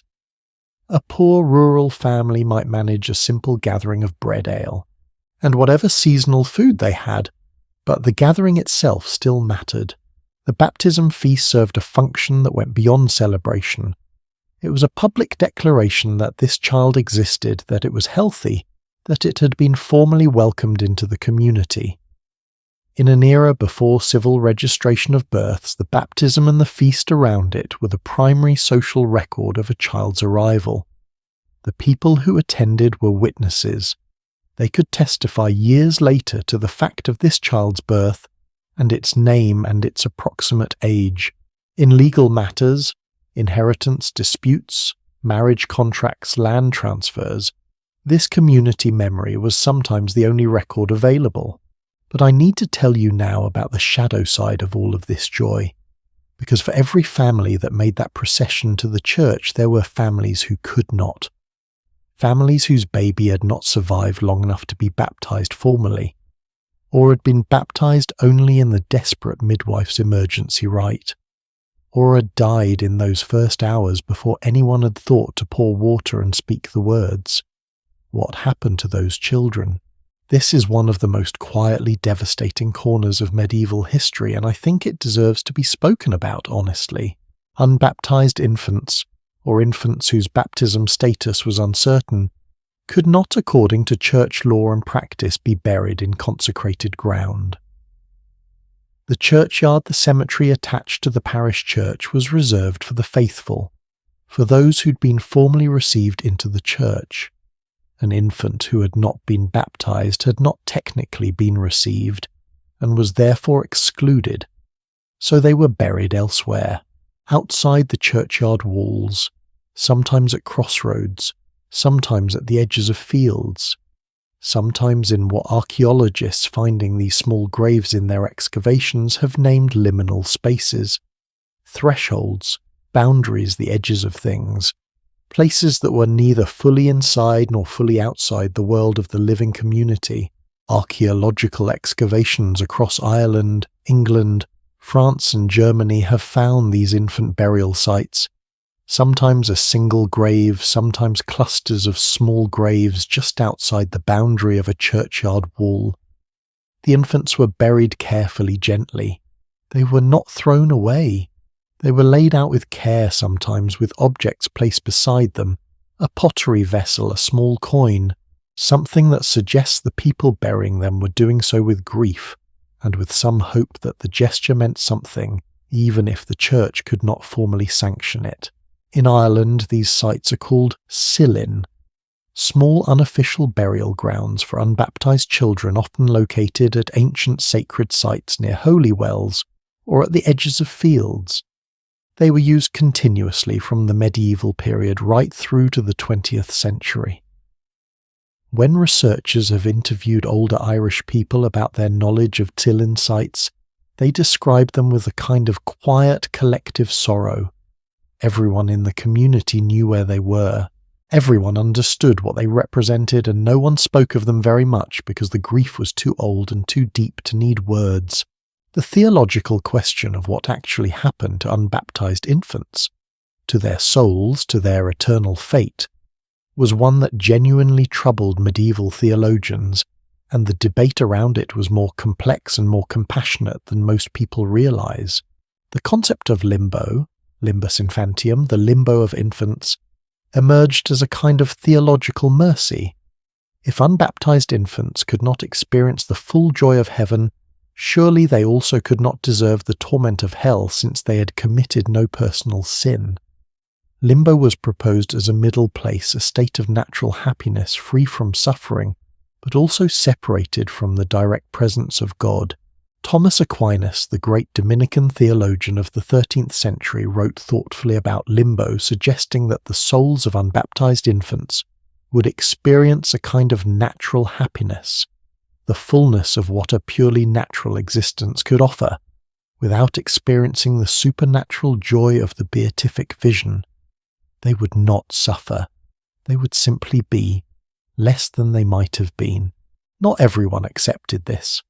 Some theologians argued more harshly, some argued more gently. The debate continued for centuries, so long and so unresolved that in the year 2007, the Vatican issued a document formally moving away from the limbo concept, stating that there were grounds for reasonable hope that unbaptized infants could be received into God's mercy. 1,500 years of theological uncertainty gently set aside.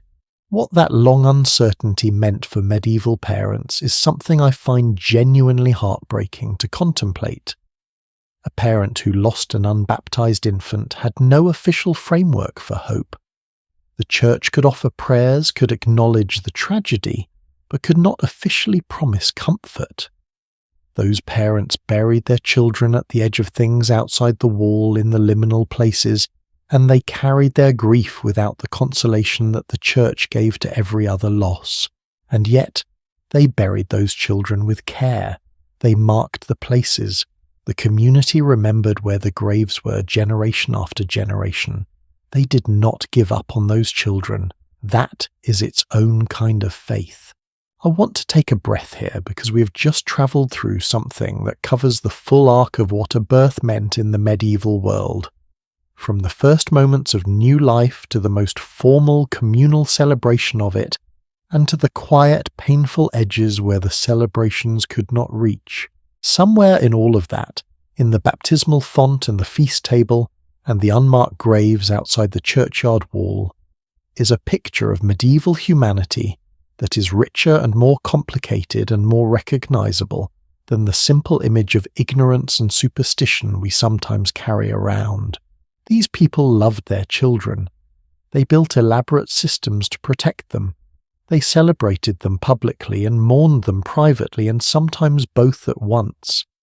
They argued about their theology and buried their dead with tenderness, and passed their grief down through so many generations that it is still sitting in the landscape in those small graves at the field's edge, waiting for someone to notice. What comes next in our story is a shift in scale, because everything we have talked about so far has been largely universal. The experience of medieval birth that cut across peasant and noble, across England and France and Germany. But the truth is that the experience of giving birth in the Middle Ages was not the same for everyone, not even close. The gap between what childbirth meant for a woman of a noble blood and what it meant for a woman working the fields of a manor estate, that gap was enormous.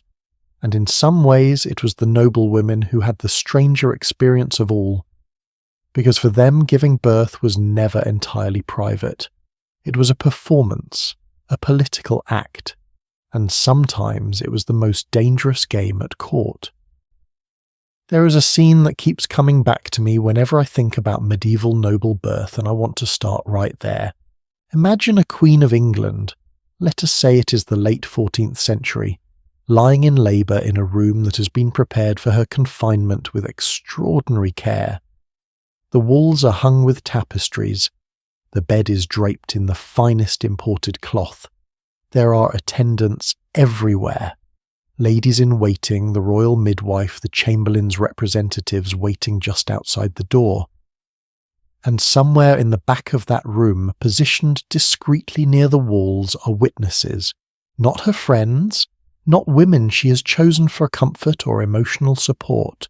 Witnesses, official witnesses, men and women of rank whose entire purpose in that room is to see, with their own eyes, that the child being born is genuinely the Queen's child, genuinely born of her body, genuinely legitimate. Because in the world of medieval royal succession, a birth was not a private event, it was evidence. This is the thing that separates noble and royal birth from everything else we've discussed so far. And it is a separation so profound that it sometimes feels like we're talking about two entirely different human experiences wearing the same biological name. For a peasant woman, for a merchant's wife, for most women in the medieval world, childbirth was intimate by necessity. The women in the room were there because they were needed, for practical help, for emotional support, for community. Privacy was not a luxury they had to surrender. It was simply the natural shape of what birth was.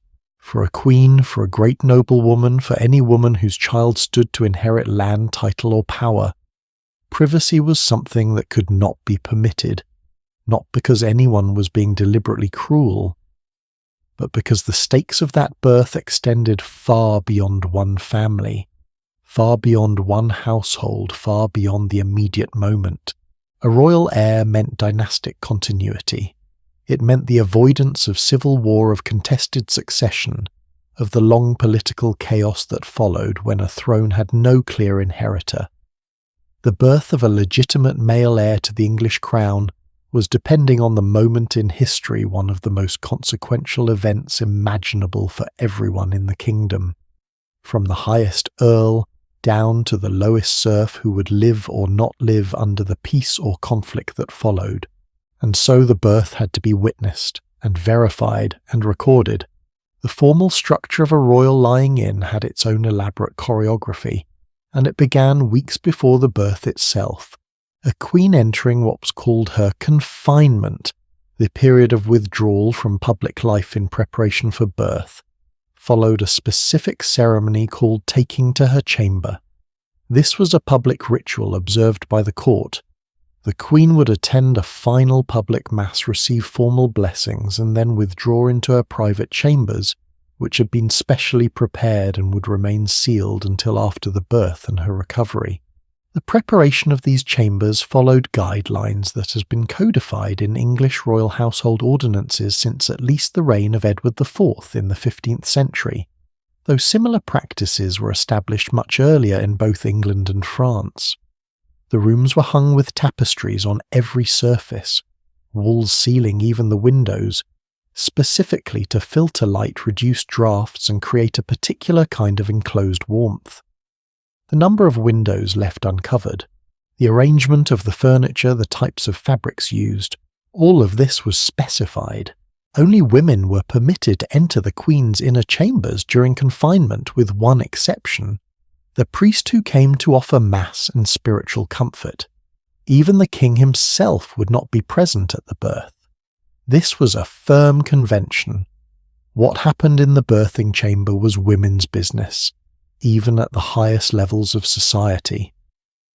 But just outside that inner chamber, the world was watching very carefully.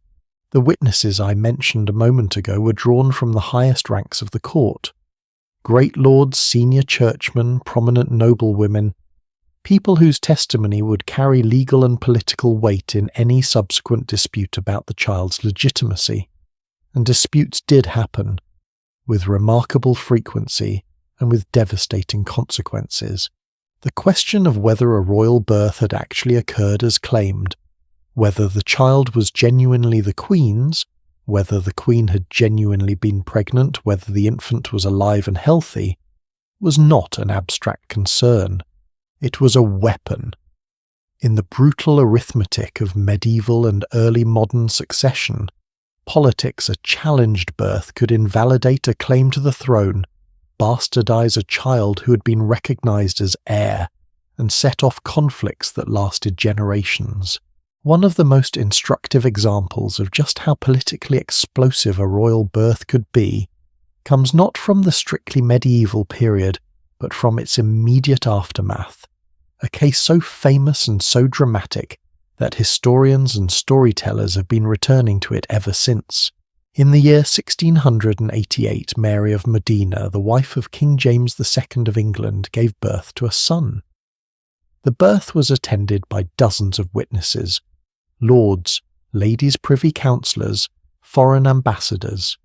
By every measure of the time, it was the most witnessed birth in English history, and it did not matter. The political opposition to James, Protestant nobles who feared a Catholic succession, immediately began circulating the story that the child was not real, that the Queen had not truly been pregnant, that a healthy baby boy had been smuggled into the birth chamber in a warming pan used for heating beds and substituted for a stillborn or imaginary royal infant. The warming pan baby. It became one of the most famous accusations in British political history, and it was almost certainly complete fabrication. The witnesses were real. Their testimony was consistent. Modern historians regard the birth as genuine, but the accusation served its purpose. It gave political cover to those who wanted to challenge the succession, and within months James II has been driven from the throne in what became known as the Glorious Revolution. I tell you this story even though it sits just outside the medieval period because it illustrates with perfect clarity the stakes that surrounded every royal birth going back centuries. The warming pan scandal of 1688 was new in its specifics. It was ancient in its underlying logic. Royal births had always been contested. Witnesses had always been required precisely because accusations like this had always been possible. Now let us go back further and look at some medieval examples, because there are stories here that are just as dramatic. Consider the situation of Eleanor of Aquitaine, one of the most remarkable women of the 12th century, Queen first of France, and then of England, mother of two kings, including the famous Richard I. Eleanor's marriages and her children were the subject of intense political scrutiny throughout her life. The legitimacy of her children, the circumstances of their births, the question of which king they belonged to, these were not personal matters. They were the substance of international diplomacy. Or consider Margaret Beaufort, the mother of the man who would become Henry VII of England, the first Tudor king. Margaret gave birth to her son Henry in the year 1457 when she was herself only 13 years old. 13. Her pelvis was not fully developed, and the birth was extraordinarily difficult. So difficult that she never had another child despite 2 subsequent marriages. The son she bore that day in such danger would grow up to end the Wars of the Roses and found a dynasty that lasted over a century. Margaret survived that birth. Her body never fully recovered from it.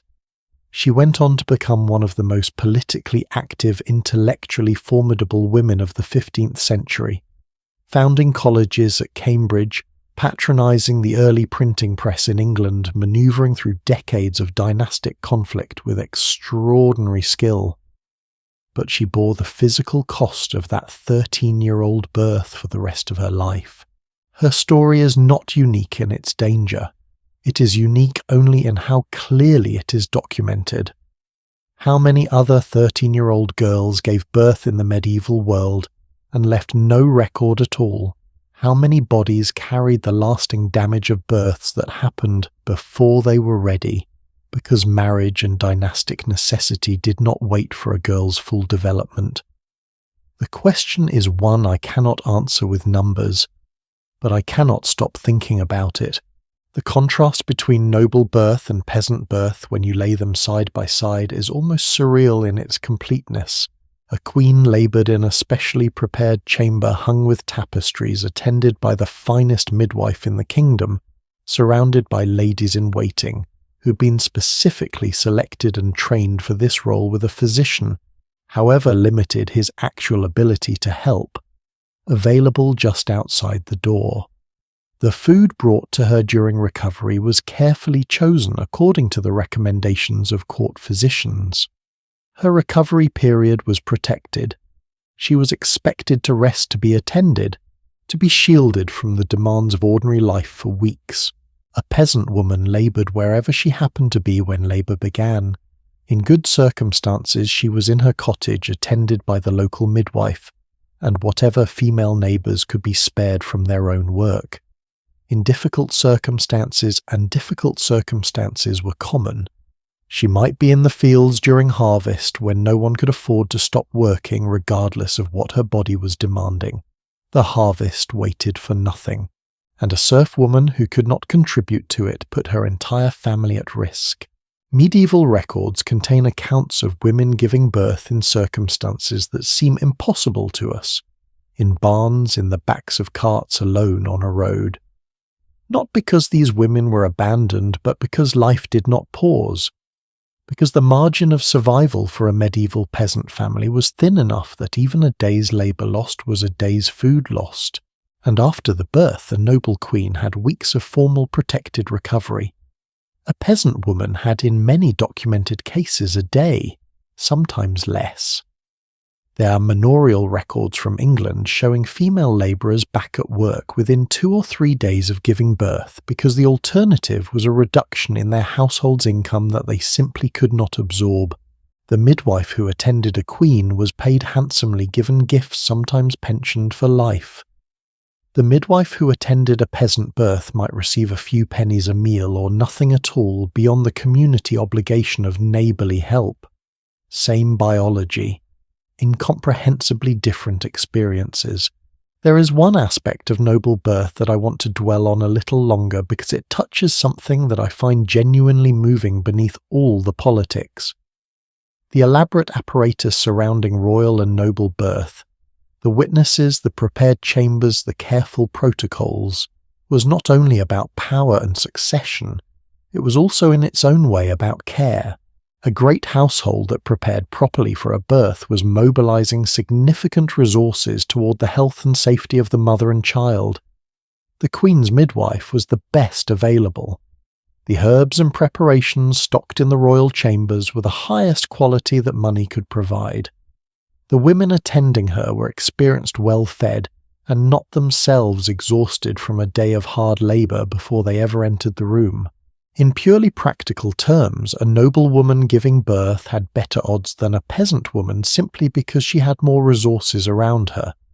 Not better medicine in any systematic sense. The midwife's knowledge was not vastly different whether she served a queen or a cobbler's wife, but better conditions, better nutrition in the months before, better rest, better access to whatever the era's understanding of care could provide. And yet that care came wrapped in a kind of surveillance that a peasant woman never had to endure. The queen could not choose who was in the room with her. She could not have a private moment, a private grief, a private fear. Every aspect of her labour was a matter of state record. The most intimate physical experience of her life was also a political document. I sometimes wonder which women, when they were honest with themselves in the dark hours before dawn, would have traded their circumstances for the others. The queen who had everything but privacy, the peasant woman who had almost nothing but her own. There is one more story from this world of noble birth that I want to bring to you because it captures something that no amount of analysis quite captures on its own. Anne of Bohemia, the first wife of Richard II of England, died in 1394 without ever producing an heir. Her death, from plague at only 28 years old, left Richard devastated in a way that contemporaries remarked on with some surprise because medieval royal marriages were not expected to be love matches, and yet this one clearly was. Richard tore down the royal palace at Sheen where she had died because he could not bear to be in it. They'd been married for 12 years. 12 years in which the pressure on Anne to produce a male heir had been constant and absolute. 12 years in which her failure to do so, or rather the failure of their union to produce surviving children, had shaped the political landscape around them in significant ways. whether Anne suffered miscarriages, whether there were births that did not survive, whether the grief of failed pregnancies was part of what Richard mourned along with her, we do not know, because those are exactly the kinds of intimate details that medieval records, for all their political obsession with succession, tend not to preserve. What we know is that she died young without an heir, and that a man who commanded armies and managed kingdoms wept for her and tore down a palace in his grief. Behind all the politics, behind all the witnesses and the protocols and the succession calculations, there were people. A woman who wanted to give her husband a child and could not. A man who loved her anyway. A marriage that became something richer than the sum of its diplomatic purposes. Birth and its absence shaped everything in the medieval world. It shaped dynasties and it shaped hearts.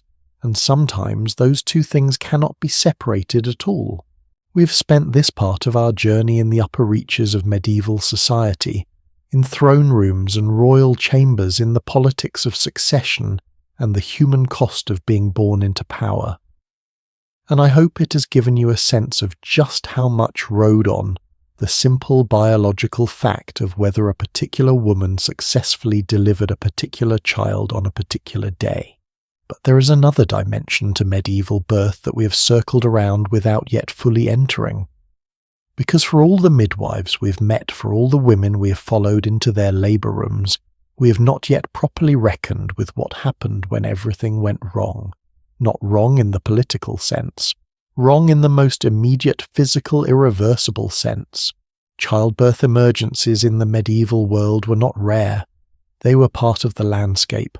And what midwives, families and physicians did when faced with them, the choices they made, the knowledge they drew on the impossible moments they navigated, is a story that asks us to sit with something very uncomfortable.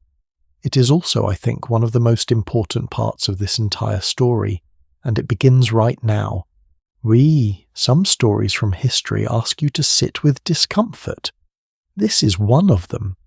Not because it is gratuitous, and not because I want to disturb the quiet of wherever you are right now, but because the women at the centre of this chapter of our story deserve to be seen clearly in the full reality of what they faced, rather than softened into something easier to hear. They were brave enough to live it. The least we can do is be brave enough to understand it. So let us talk about what happened when a medieval birth went wrong. The most feared complication in the medieval birth room, the one that midwives trained for prayed against and lost sleep over, was obstructed labour. Obstructed labour is what happens when the baby cannot pass through the birth canal for any of several possible reasons. The baby is too large. The mother's pelvis is too narrow sometimes because of malnutrition during her own childhood that left her bones underdeveloped. The baby is positioned incorrectly. Labour has been progressing for hours, sometimes for a day or more, and something is simply not moving the way it must. In the modern world, an obstructed labour is managed through careful monitoring, and when necessary, a surgical delivery. The outcome in most cases is that both mother and child survive. In the medieval world, an obstructed labour was a crisis with no guaranteed resolution, and no clean answers. It was the moment when every skill the midwife possessed was tested to its absolute limit, and sometimes that limit was not enough. The most common cause of obstructed labour in the medieval period was what we would call malpresentation. The baby presenting in a position that made delivery extremely difficult or impossible without intervention. A baby whose head is down and facing the correct direction will in most cases move through the birth canal with the natural forces of labour. A baby that is breech, positioned with feet or buttocks downward instead of the head, changes everything. A baby that is lying sideways, in what is called a transverse position, makes vaginal delivery essentially impossible without repositioning. Medieval practitioners knew about all of these presentations. They had names for them, descriptions of them, and techniques for addressing them. Whether those techniques worked depended on timing on the skill of the person performing them and on a degree of physical cooperation from the labouring mother that must have been almost impossibly hard to ask for. The primary intervention for a malpresented baby was called external or internal version, the manual turning of the baby within the womb to bring it into a more favourable position. Internal version required the midwife to insert her hand and attempt to physically reposition the child. The instructions for this procedure preserved in medical texts, including works derived from the ancient physician Cyrenus of Ephesus, and carried forward through medieval Arabic and Latin translations, are detailed and specific. The midwife was advised to work slowly with oiled hands during a moment between contractions when the uterine wall was briefly relaxed. She was to guide the baby's body with careful movements, aiming to bring the head down toward the birth canal. I want to be honest with you about this because I think honesty matters here.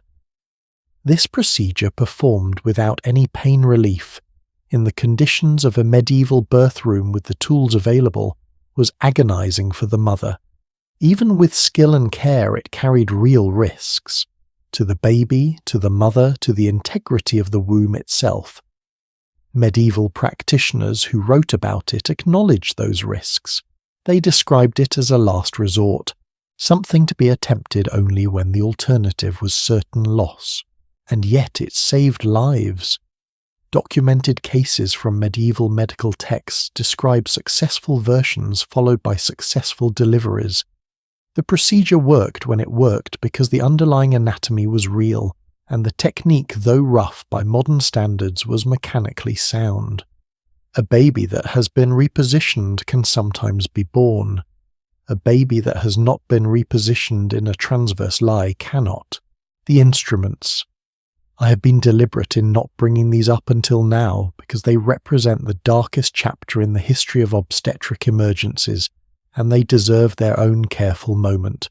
When a baby could not be born alive, when it had already been lost, or when it was clear that the obstruction was absolute and nothing else would work, medieval surgeons and midwives had instruments designed to resolve the obstruction at the cost of the infant in order to save the mother's life.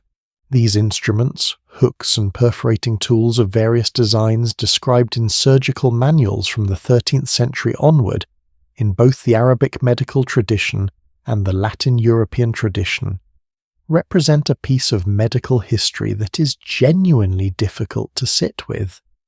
They were not evidence of callousness. They were evidence of a desperate, terrible pragmatism. A woman whose labour was fatally obstructed would herself die, slowly, agonizingly, of infection and exhaustion, and the physical consequences of an unresolved obstruction, if something was not done. In the absence of any other option, these instruments were the option. The decision to use them was never taken lightly. Medieval medical ethics, as expressed in the text that trained practitioners, consistently emphasized the preservation of the mother's life as the primary obligation. The Church's official position was more complicated. The soul of the unborn child was a theological concern of the highest order, and different confessors and different communities navigated this question differently. But in the practical reality of the birth room, when a midwife or surgeon was faced with an obstructed labour and a dying mother, the calculus was human before it was theological.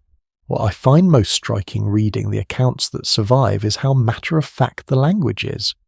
The texts describing these instruments and their use are written in the same measured, practical tone as the texts describing how to manage a normal birth. Not because the writers were unfeeling, but because they were practitioners. They were writing for other practitioners.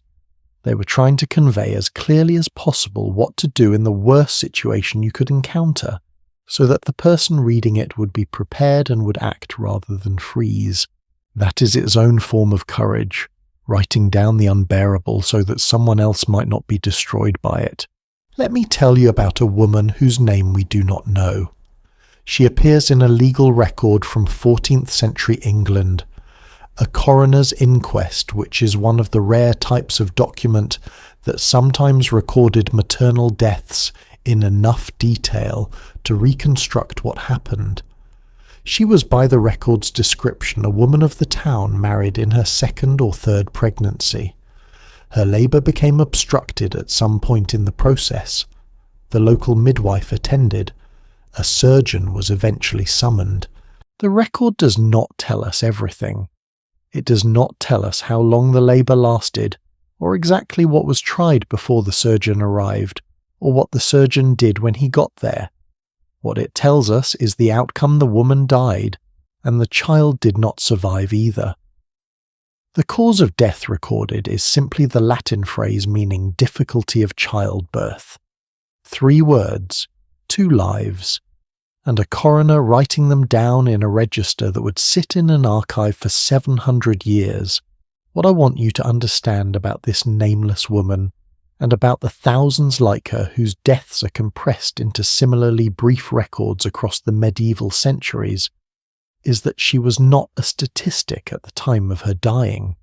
She was someone's wife, someone's neighbour, someone's daughter. The women who had attended her through those hours of labour knew her. The midwife who had done everything she could carry the knowledge of those hours with her for the rest of her own life. Grief in the medieval world was as real and as heavy as grief in any other. It simply left fewer traces. Now, there is a particular kind of complication that deserves its own discussion, because it was both extremely common and extremely deadly, and because the story of how it was eventually understood is one of the most frustrating episodes in the entire history of medicine. Childbed fever, known also as puerperal fever, an infection of the uterus and the surrounding tissues occurring in the days after birth, caused by bacteria entering the body through the birth canal. In the medieval world, childbed fever was understood as a kind of natural consequence of the upheaval of birth. The body becoming unbalanced, the humours disturbed the natural heat of the womb, turning against the mother. The treatments prescribed for it were accordingly humoral cooling foods, rest-specific herbal preparations designed to reduce what was perceived as excessive heat or corrupted matter. None of this addressed the actual cause, because the actual cause, bacterial infection spreading through a contaminated environment, was not a concept that existed anywhere in medieval medicine. The germ theory of disease would not arrive until the 19th century, and the specific understanding of how childbed fever spread, through the unwashed hands of practitioners moving between patients, would not be properly articulated until the 1840s, when a Hungarian physician named Ignaz Semmelweis observed the dramatically different mortality rates between maternity wards, where doctors attended births directly after performing dissections, and wards attended only by midwives who had no contact with cadavers. Semmelweis's discovery was one of the most important in medical history. It was also heartbreakingly one of the most ignored. His colleagues rejected his findings. He was dismissed and eventually died in an asylum, his insight unrecognized in his own lifetime. The hand-washing that would have saved so many women came decades after his death, when Louis Pasteur's germ theory finally provided the theoretical framework that made Semmelweis's observations undeniable. I tell you this not to wander away from the medieval period, but because it illuminates something important about those medieval birth rooms. The women who died of childbed fever in the 13th century were not killed by ignorance alone. They were killed by a gap in human knowledge that would remain unfilled for another 500 years. Even the most skilled, most careful, most genuinely devoted practitioner in the world could not prevent an infection they did not know was happening.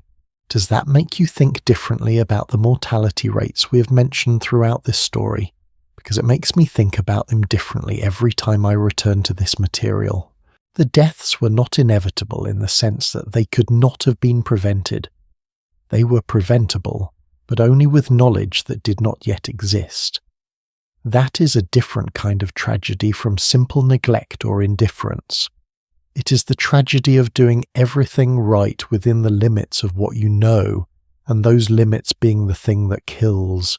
There were women who survived difficult births, many of them, and their survival sometimes came with a cost that the historical record rarely describes with any fullness, but that we can glimpse in fragments. Physical damage from a prolonged or obstructed labour could be lasting. A condition we now call an obstetric fistula, an opening between the birth canal and the bladder or bowel caused by prolonged pressure during obstructed labour, was almost certainly present in medieval women who had experienced the most difficult deliveries, though the medieval medical vocabulary for it was limited. Women who developed this condition faced chronic discomfort, social stigma, and the constant physical reminder of what their bodies had endured. There are accounts in medieval literature and religious texts of women who made pilgrimages after a difficult birth, not in celebration but in supplication, travelling to a shrine, walking a long road on recovering feet, offering a candle or a small gift to the saint who had been invoked during the labour. The pilgrimage was simultaneously an act of thanksgiving and an act of processing.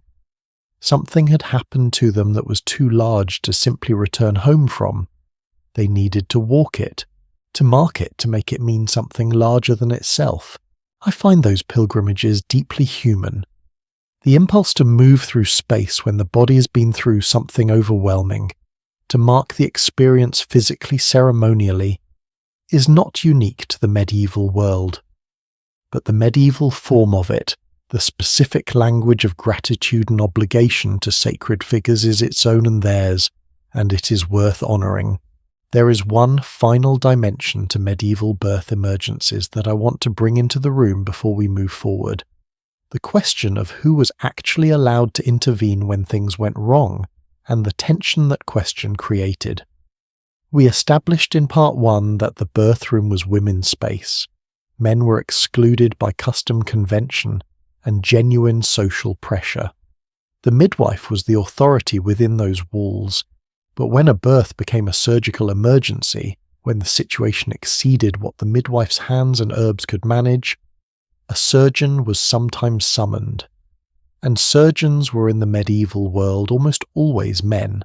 The arrival of a male practitioner at a birth was a significant and uncomfortable crossing of the established boundary. Some accounts describe screens or curtains being used to maintain a degree of visual propriety, the surgeon working by touch beneath a cloth, never directly seeing the patient. Whether this actually happened in practice or whether it was a polite fiction that the records maintained is difficult to say with certainty. What is clear is that the jurisdictional question, where the midwife's authority ended and the surgeon's began, was contested, negotiated differently in different communities, and often resolved in the worst way possible by delay. A family that was uncertain whether to summon the surgeon, a midwife who was reluctant to relinquish authority over a birth she'd managed from the beginning, a surgeon who arrived too late because no one had sent for him in time. These delays cost lives. They are part of the medical history of the medieval birth room, and they are part of the reason that the move toward male-dominated obstetrics in the 17th and 18th centuries, problematic as that transition was in many ways, carried with it some genuine improvements in emergency care. The history of who was allowed to help and when, and under what conditions, is never a simple story. It was not simple in the Middle Ages, and it has not been simple since. We have now spent a long time in the hardest corners of this story, in the complications and the losses in the instruments, and the infections in the decisions that no one should have had to make. And I think you deserve to come back up toward the surface for a moment, because alongside all of this darkness there was something else happening in medieval birth culture. Something that has often been overlooked or dismissed or misunderstood by later generations, who looked back and saw only the ignorance and the fear. There was a tradition of women caring for one another with genuine sophistication, not the sophisticated of laboratories and textbooks, the sophistication of accumulated observation of passed down knowledge of communities that had learned, through long experience and real loss, what helped and what harmed. And there was a figure at the centre of that tradition who has never quite gotten the recognition she deserves, Not the royal midwife who attended queens, not the learned physician who wrote the Latin texts, but the ordinary woman in the ordinary town who had attended 50 births or 100, and who carried in her hands and her memory a form of knowledge that was for the women who needed her, the difference between everything and nothing. We have now spent time in the hardest corners of this story, in the complications and the losses in the decisions that no one should have had to make. And I think you deserve to come up toward the surface for a moment, because after all of that, after the emergency, after the surgery, after the long, slow hours of recovery, a woman who had survived her birth was not yet free to step back into her life. The church had something to say about that, something that modern people tend to find either baffling or quietly poignant depending on how you look at it. It was a ceremony, a ritual return, and what it meant to the women who went through it, and what it did not mean, and what it meant that some of them refused it altogether, is a story that sits right at the intersection of theology, the female body, and something that looks from the right angle a great deal like joy. That is where we're going next. Somewhere between 10 days and 6 weeks after birth, the exact timing varied by community, by class, by circumstance, a medieval woman did something that marked the official end of her confinement more clearly than any other single act.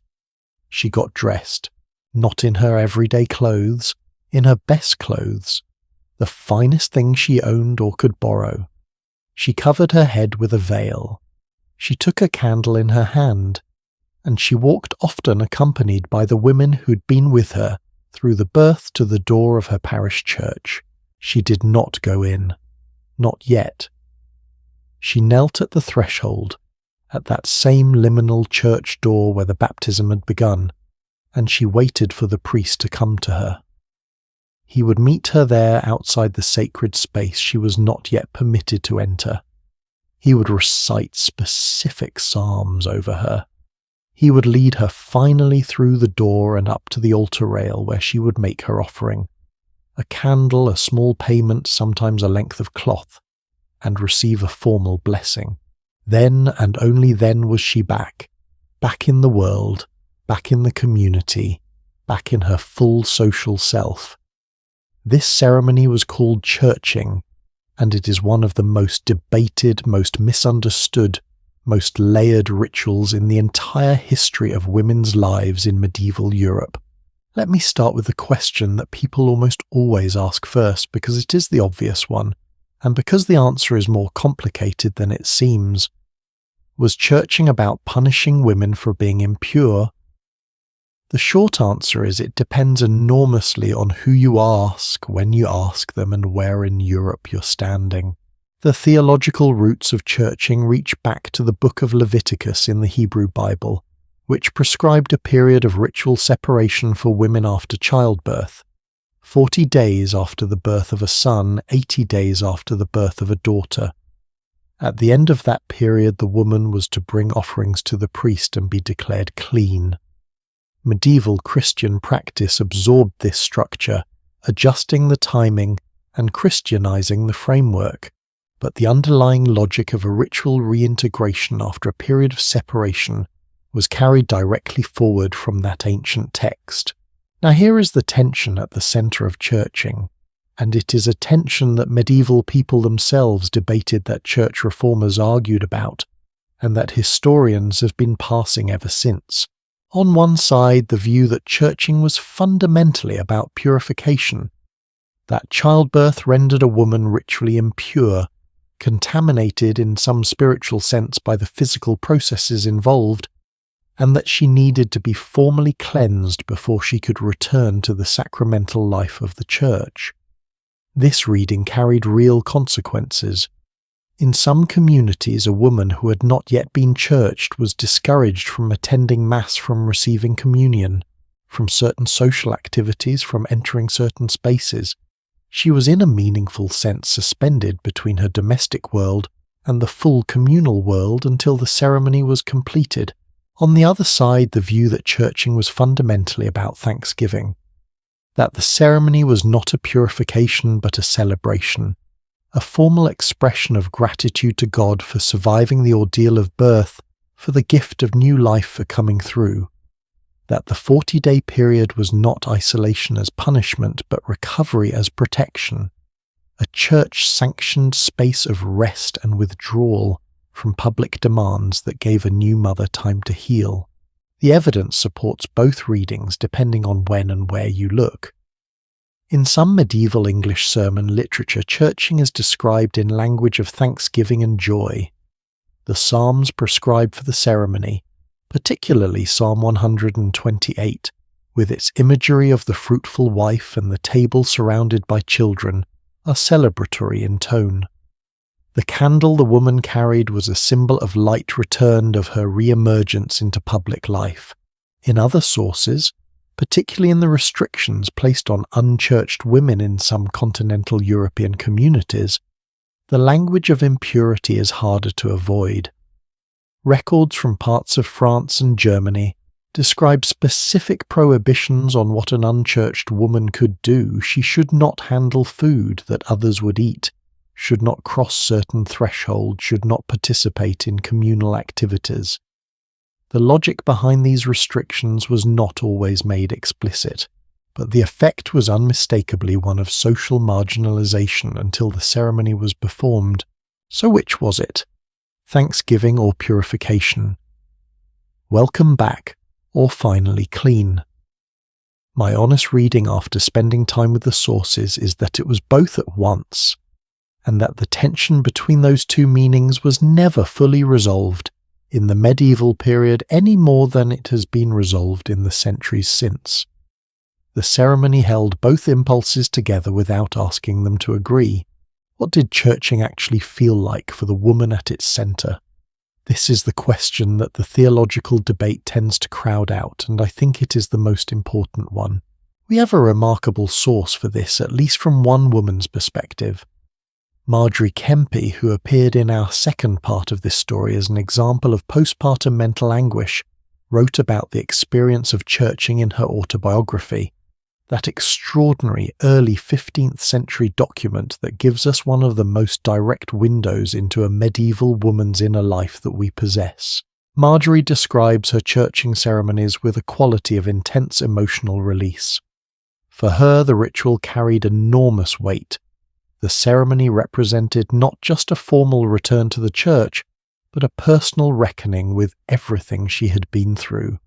She wept during the ceremony as she wept during most sacred occasions, which was both her characteristic spiritual response and, to be honest, a quality that exhausted everyone around her at times. But the weeping, in the context of churching, makes complete sense to me. After weeks of physical recovery of confinement of the particular psychological weight that comes after birth, the moment of formal re-entry into the community of being seen and blessed and welcomed back would have been emotionally overwhelming for many women. Not all women wept. Not all women found churching spiritually meaningful in that personal interior way. But many accounts suggest that the ceremony was experienced not as a bureaucratic requirement, but as a genuine emotional event. A threshold crossed a chapter, closed a return to the self. The timing of churching was not uniform, and the variations tell us something interesting. The 40-day period drawn from Leviticus was the traditional guideline, but in practice, the gap between birth and churching varied enormously. Wealthy women who could afford to rest and recover properly sometimes waited the full 40 days. Poorer women, who often could not afford 6 weeks away from their household responsibilities, or whose communities simply did not enforce a strict waiting period, were sometimes churched much sooner. Records from English parishes in the 14th and 15th centuries show churching occurring anywhere from 10 days after birth to well over a month, with the most common interval falling somewhere in the 2 to 4 week range. There is also the question of what happened when a woman had suffered a loss. If the child had not survived, if the birth had ended in stillbirth, or if the infant had died in those first fragile days, was the mother still churched? Generally, yes. The churching was for the mother, not the child. It marked her body's passage through birth regardless of the outcome. And in some ways, for a woman who had lost her child, the churching ceremony must have carried a particularly complicated weight. The formal closure of a confinement period with no living child at the end of it. A ceremony designed around Thanksgiving being performed in grief. There are parish records that show these mourning churchings occurring.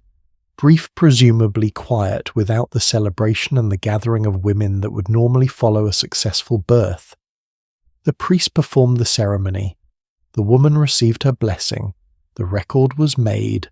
Life went on. I find those entries some of the most quietly devastating documents in all of medieval parish history. Now let us talk about the other side of churching, the side that has not received nearly as much attention as the theological debate about impurity, and which is frankly considerably more interesting. After the ceremony, most women celebrated, not in a formal church-sanctioned way, but in the way that women have always marked significant passages by gathering together, eating, drinking, talking, and making the day mean something beyond its official religious content. The churching feast, sometimes called a gossip's feast, from the Old English word godsib, meaning godparent or close friend, which is also the origin of our modern word gossip, was a gathering of the women who'd been present at the birth and through the recovery. The new mother's female community came together to celebrate her return to full social life with food, drink, and the particular warmth of women who had been through something together. These gatherings were sometimes mocked by male commentators of the period who complained about the noise and the expense and what they perceived as excessive festivity. A 14th century English poem describes a churching feast with a tone of bemused exasperation. The women talking too loudly, drinking too freely, making too much of what the male author clearly considered a minor ceremonial occasion. What that male author missed, and what I think is worth reclaiming, is what those feasts actually represented. They were a moment when women's community became visible, when the private world of the birthroom and the lying-in chamber, which had been sealed against the public gaze for weeks, opened up into celebration. The women who had served as midwife, as attendant, as neighbour, as friend were gathered in one place and acknowledged for what they had done. The gossip's feast was not frivolous. It was a recognition, and the churched woman at the centre of it was not the passive recipient of cleansing. She was the reason the celebration was happening. She had done something extraordinary.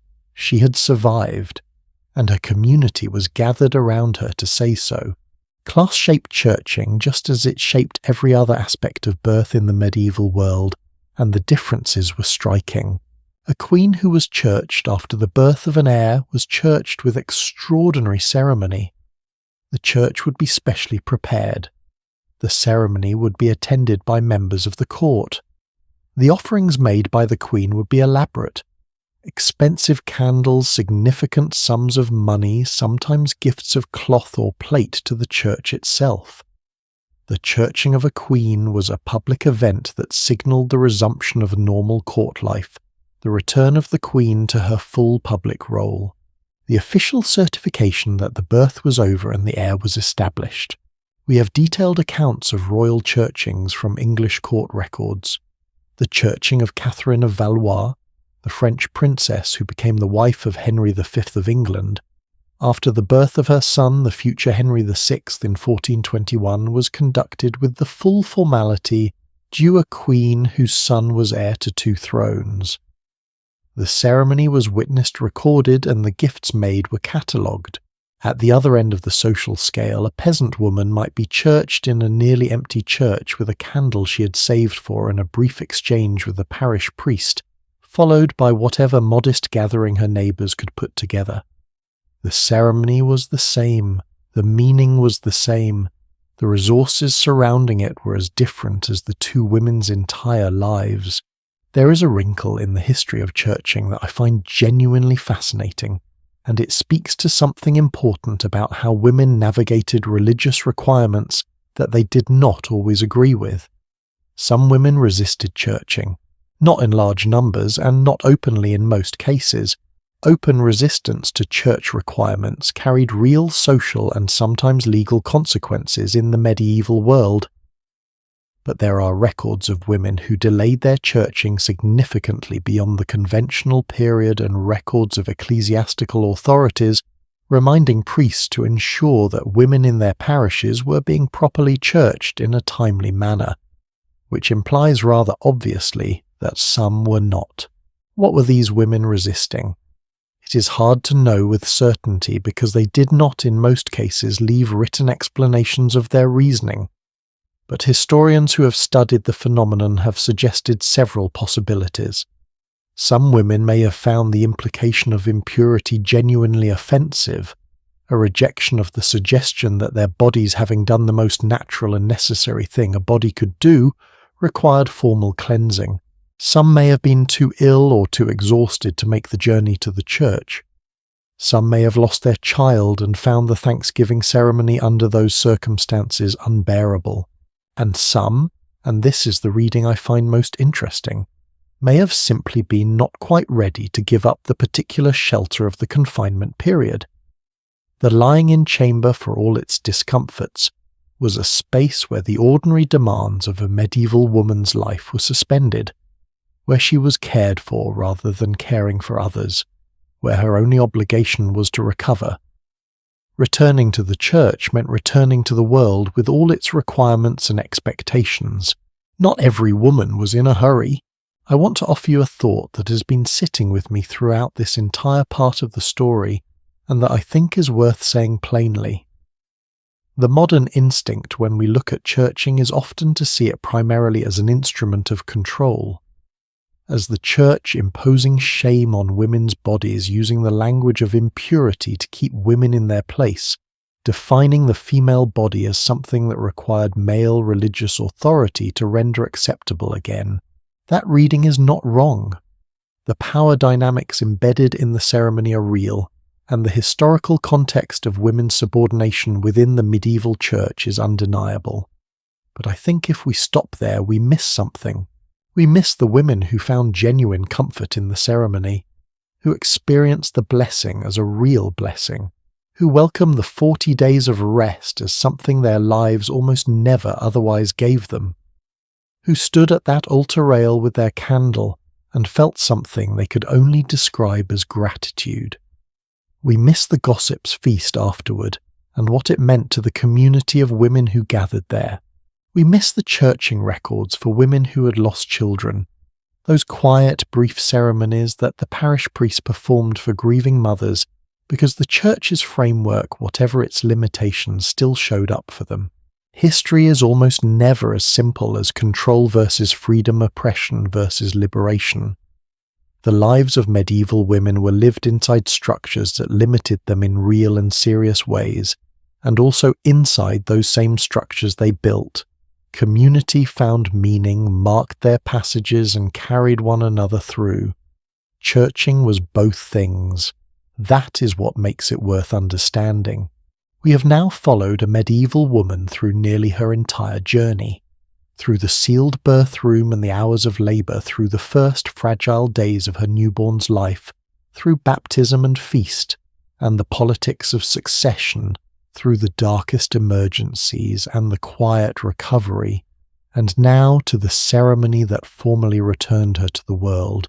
But there is one relationship we have not yet fully explored, one that was in many medieval households the defining relationship of a new mother's life in those first weeks and months after birth. Not her relationship with her husband, not with the midwife who had attended her, not even with her own child, her relationship with the woman who fed that child in her place, the wet nurse, her world, her work, her complicated social position, and the extraordinary intimacy of what she gave to children who were not her own, and what she was sometimes asked to give up in order to do it. That is where we are going next, and I think it will surprise you in ways you are not expecting. There is a question that historians argued about for decades, and that I want to bring to you now, not to shock you, but because the way we answer it tells us something important about how we understand people who lived very differently from us. Did medieval parents love their children? The French historian Philippe Ariès, writing in the 1960s, famously argued that childhood as we understand it, as a distinct, precious, emotionally protected stage of life, did not really exist in the medieval world. That children were treated essentially as small adults put to work as soon as they could contribute, mourned briefly when they died, and not invested with the intense emotional significance that modern parents attach to their children. His argument was influential, widely cited, and as subsequent generations of historians have demonstrated with considerable energy, largely wrong. But the question it raised was real, and the institution of the wet nurse sits right at the heart of it. Because here is the thing: in the medieval world, a noblewoman handed her newborn child to another woman to feed. Not out of neglect, not out of indifference, for reasons that made complete sense within the social and biological understanding of the time. And yet the effect, a baby spending its first months of life at the breast of a woman who was not its mother, is something that asks us to think carefully about what attachment and love and care actually looked like in a world very different from our own. Let us start with the why, because the reasons behind the wet nursing institution are more complicated than most people realise. The most commonly cited reason is social status. In noble and upper merchant-class households across medieval Europe, breastfeeding was associated with lower-class women. A lady of rank who nursed her own child was in the eyes of her social world performing work that was beneath her station. This sounds shallow to modern ears, and it is, but it was a genuine social pressure enforced by the expectations of husbands' households, and the entire network of people whose opinions shaped a noble woman's daily life. There was also a biological argument that medieval physicians made with considerable conviction. The medical understanding of the time held that breastfeeding suppressed fertility, which it does as a matter of fact to a significant degree. A nursing woman was less likely to conceive, and a noble husband who needed heirs, who needed the succession, guaranteed who was under dynastic pressure to produce multiple children, was often explicitly opposed to his wife nursing their infant precisely because he did not want her fertility interrupted. This is one of those moments where medieval medical knowledge was essentially correct. Lactational amenorrhea, the suppression of ovulation during breastfeeding, is a real physiological phenomenon. But the social application of that knowledge produced an outcome that we now understand to have been harmful to infants in other ways. The drive to produce more heirs faster pushed noble infants away from their mothers and toward wet nurses, with consequences that no one at the time had the knowledge to fully calculate. There was a third reason less discussed but present in the sources: the belief widespread in medieval medical texts that a woman's milk was affected by her emotional state, her diet, her moral character, and even her sexual activity. A woman who became pregnant while nursing was believed to produce milk that would harm the infant. A woman who was angry or grieving or morally compromised was thought to pass those qualities through her milk to the child nursing at her breast. This belief, which sounds entirely unscientific to us now, had a logical internal consistency within the humoral framework. Milk was understood as a transformed form of blood. Blood was understood as carrying the qualities of the person it belonged to. Therefore, the character of the nurse would be transmitted to the child through the milk. And this is why the selection of a wet nurse was not a casual matter. The criteria for selecting a wet nurse as laid out in medieval medical texts and in the practical records of households that hired them were remarkably specific. A good wet nurse should be between 20 and 30 years old enough to be experienced, young enough to be physically vigorous. She should be of moderate build, neither too thin nor too fat. Her teeth should be sound. Her complexion should be clear. Her disposition should be calm, cheerful, and patient. because remember, her emotional state would supposedly be transmitted to the child. Her milk was examined, literally. A prospective wet nurse would express a small amount of milk onto the examiner's fingernail or onto a flat surface. The milk should be white, not yellowish, not bluish, not watery. It should be of the right consistency, neither too thick nor too thin. It should smell clean and faintly sweet.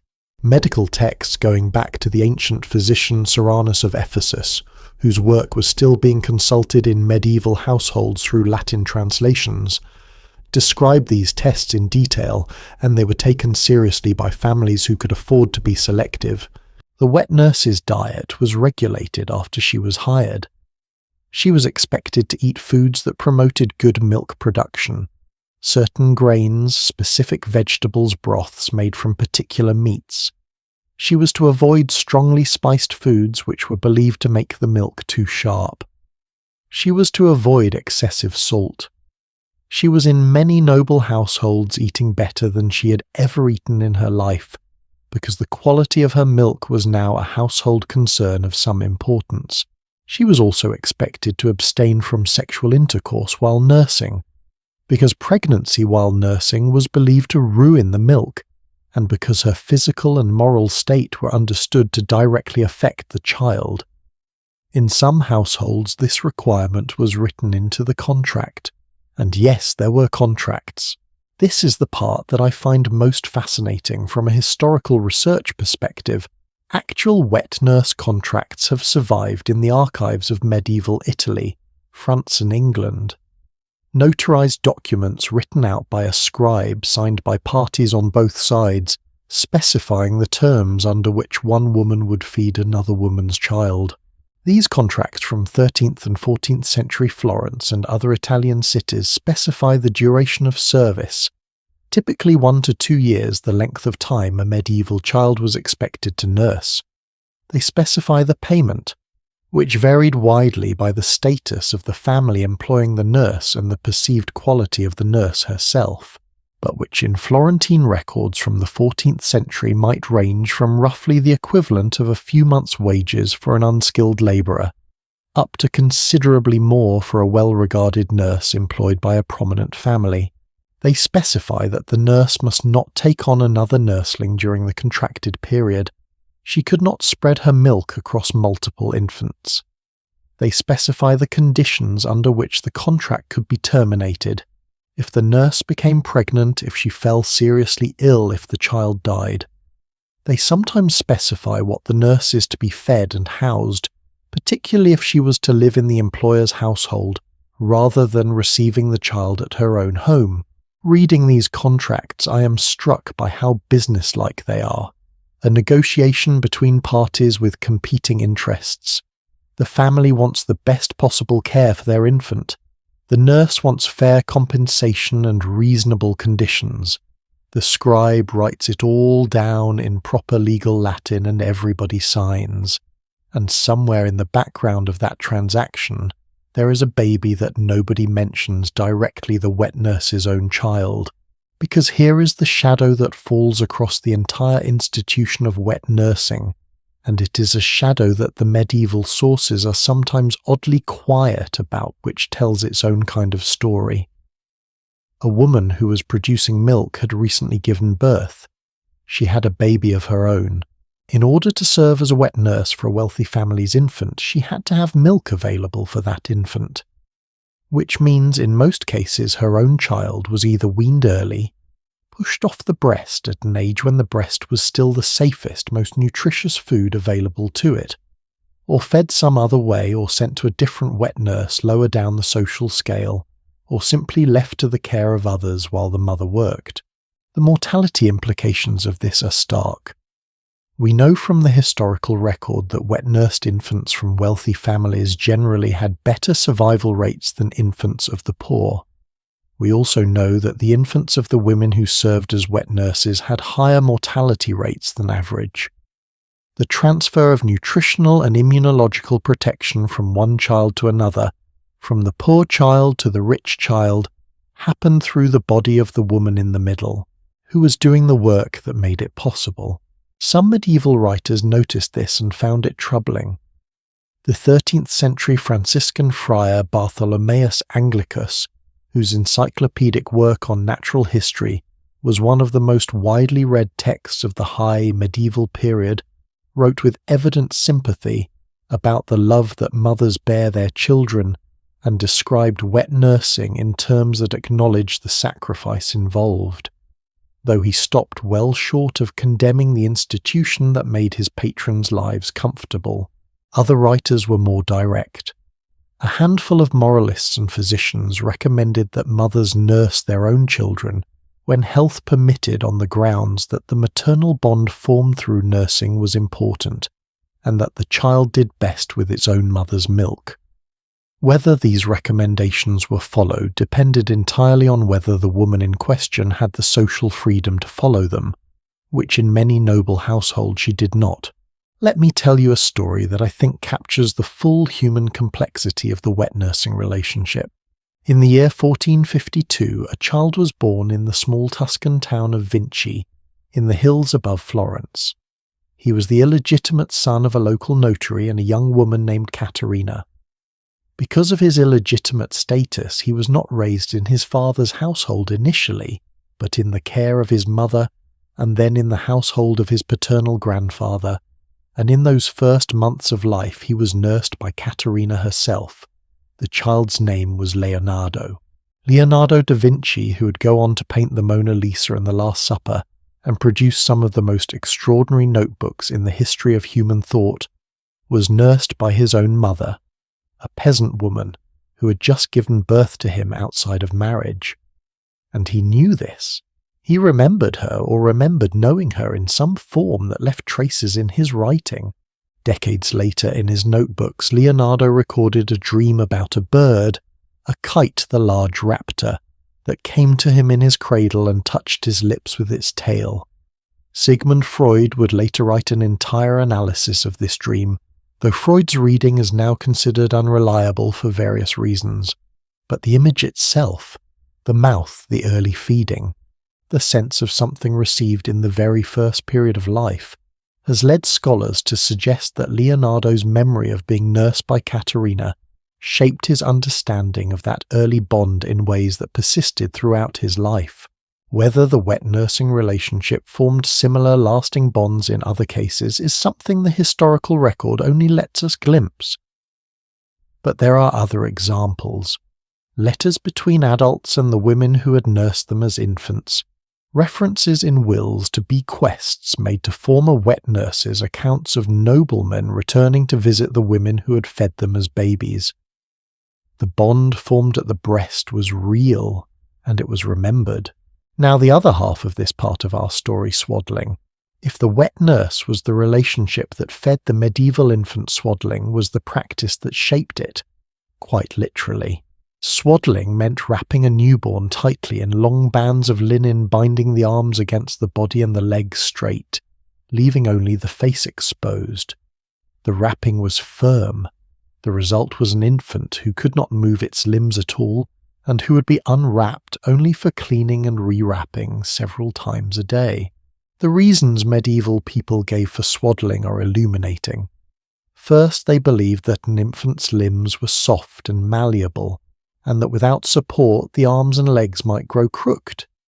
The swaddling bands held everything straight while the bones hardened into their proper shape. Second, the warmth of the tight wrapping was thought protective, against cold, against physical shock, against the general vulnerability of newborn life. Third, and most practically, a swaddled infant could be set down safely in a way that an unswaddled one could not. It could be laid in its cradle or hung from a hook, or placed in the care of an older sibling, while the adults of the household returned to the endless work that medieval life demanded. That last reason, practical, unsentimental, real, is rarely mentioned in the medical text, which preferred to speak in the language of bone development and temperature regulation. But the accounts of actual household management are full of swaddled infants being set in corners while their mothers worked. Swaddling bands were precious objects in many households. They were washed and reused. They were borrowed between families. In wealthy households, they were embroidered and decorated. There are surviving examples of medieval swaddling bands in museum collections across Europe. Narrow strips of linen, some plain, some worked with small geometric patterns, worn thin with use and washing. Handling one, if you have ever had the chance, is a strangely intimate experience. You're holding something that was wrapped around a specific baby in a specific room in a time that feels impossibly distant, and yet suddenly through that piece of cloth very close. The question of whether swaddling was harmful is one that modern paediatricians have studied with interest, partly because the practice has survived in various forms into recent centuries, and in some cultures persist today. The evidence is mixed. Tight, prolonged swaddling that restricts movement for most of the day and night can slow the development of motor skills. It can increase the risk of overheating. It can, in the wrong position, contribute to the condition we now call developmental dysplasia of the hip, a malformation of the hip joint that occurs when the legs are held too straight for too long during the period when the joint is forming. And yet, a gently swaddled infant sleeps longer and more deeply. The containment mimics the pressure of the womb and is calming to a newborn whose nervous system is still learning to regulate itself. Modern hospitals in many countries swaddle newborns in their first days. The practice is not uniformly harmful. It is like so many medieval practices, a mixture of genuine insight and genuine mistake, and which element dominated depended on how it was done. Around the swaddled infant life arranged itself in specific ways. The cradle was the centre of the infant's world for the first months. Medieval cradles were often rocker-shaped, low to the ground, curved at the base to allow gentle rocking motion. Some were hung from the ceiling on ropes, allowing a gentle swinging that could be set in motion, and would continue for some time without the adult needing to stay beside it. In wealthy households, cradles were elaborately carved and curtained. In poor households, they might be simple wooden boxes, or a hollow in the straw or a padded basket. The lullabies sung over these cradles survive in surprising numbers. Medieval lullabies from England, France, Germany and Italy have been preserved in manuscripts, and they share certain qualities across all the different languages.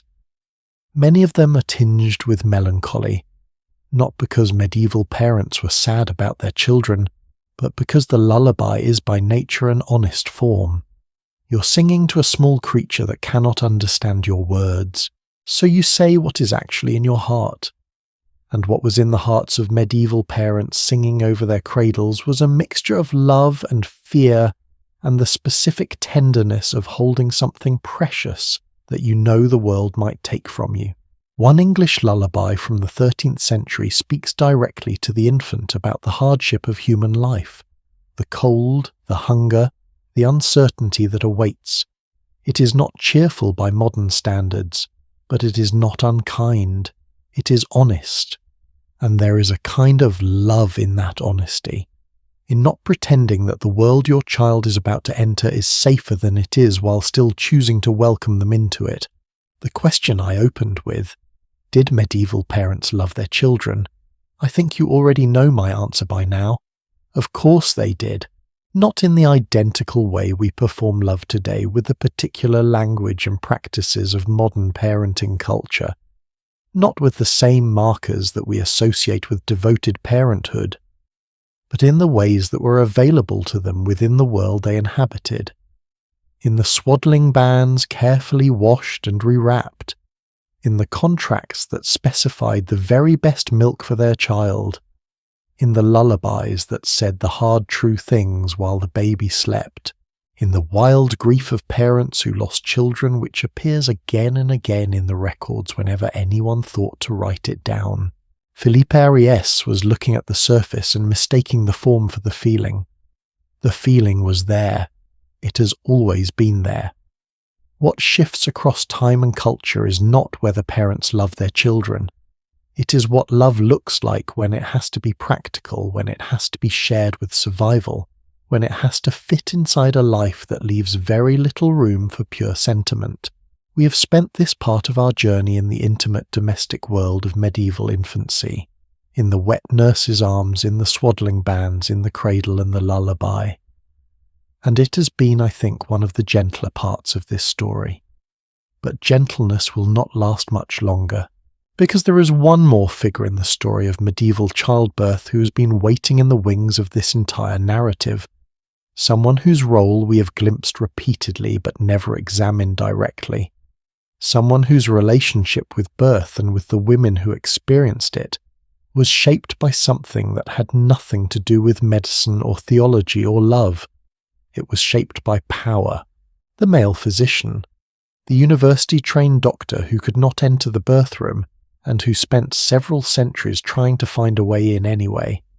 His campaign to claim authority over women's bodies, over the knowledge that midwives held over the space that had always belonged to women, is one of the most consequential stories in the entire history of medicine, and the weapons he used were not always the ones you might expect. Let us begin with an image that I think is worth sitting with for a moment. A lecture hall at the University of Paris. The year's approximately 1280. The room is full. Students from across Europe, young men from England, from Germany, from Italy, from the kingdoms of Spain, are crowded onto wooden benches craning forward to hear the professor at the front of the room. He's reading from Galen, the ancient Greek physician, whose writings had become the unquestioned foundation of European medical education. He's explaining the female body. He is explaining how the womb works, how conception occurs, how pregnancy progresses. He has never attended a birth. He has never examined a pregnant woman. He has never spoken with a midwife about what actually happens in the sealed room at the end of the road. Everything he knows about the female body in childbirth comes from texts. Ancient texts translated twice over, filtered through centuries of copying and commentary, and the accumulated assumptions of men who were similarly removed from the actual experience. And yet he is the authority. He holds the university chair. His students will go on to become the physicians of Europe's courts and cities, and the knowledge they are receiving in that hall, confident, systematic, entirely theoretical, contains errors so fundamental that it will take centuries to correct them. This is where the story of men and medieval childbirth actually begins, not with fathers pacing outside doors, though we will get to them, not with surgeons being summoned to emergencies, though we have already been there. It begins in the lecture hall with the extraordinary gap between what learned men thought they knew about birth and what the women in the birth room actually knew. The medical understanding of the female body that dominated European universities from roughly the 12th century onward was built almost entirely on the work of Galen the Greek physician, who had practiced in the 2nd century of the Common Era. Galen was brilliant by the standards of his time, and his contributions to medicine were real and significant, but his understanding of female anatomy was built on a foundational error that shaped everything that followed. Galen believed that the female body was essentially an inverted internalized version of the male body. The womb in his framework was a kind of inside-out penis. The ovaries were internal testes. Female anatomy was not fundamentally different from male anatomy.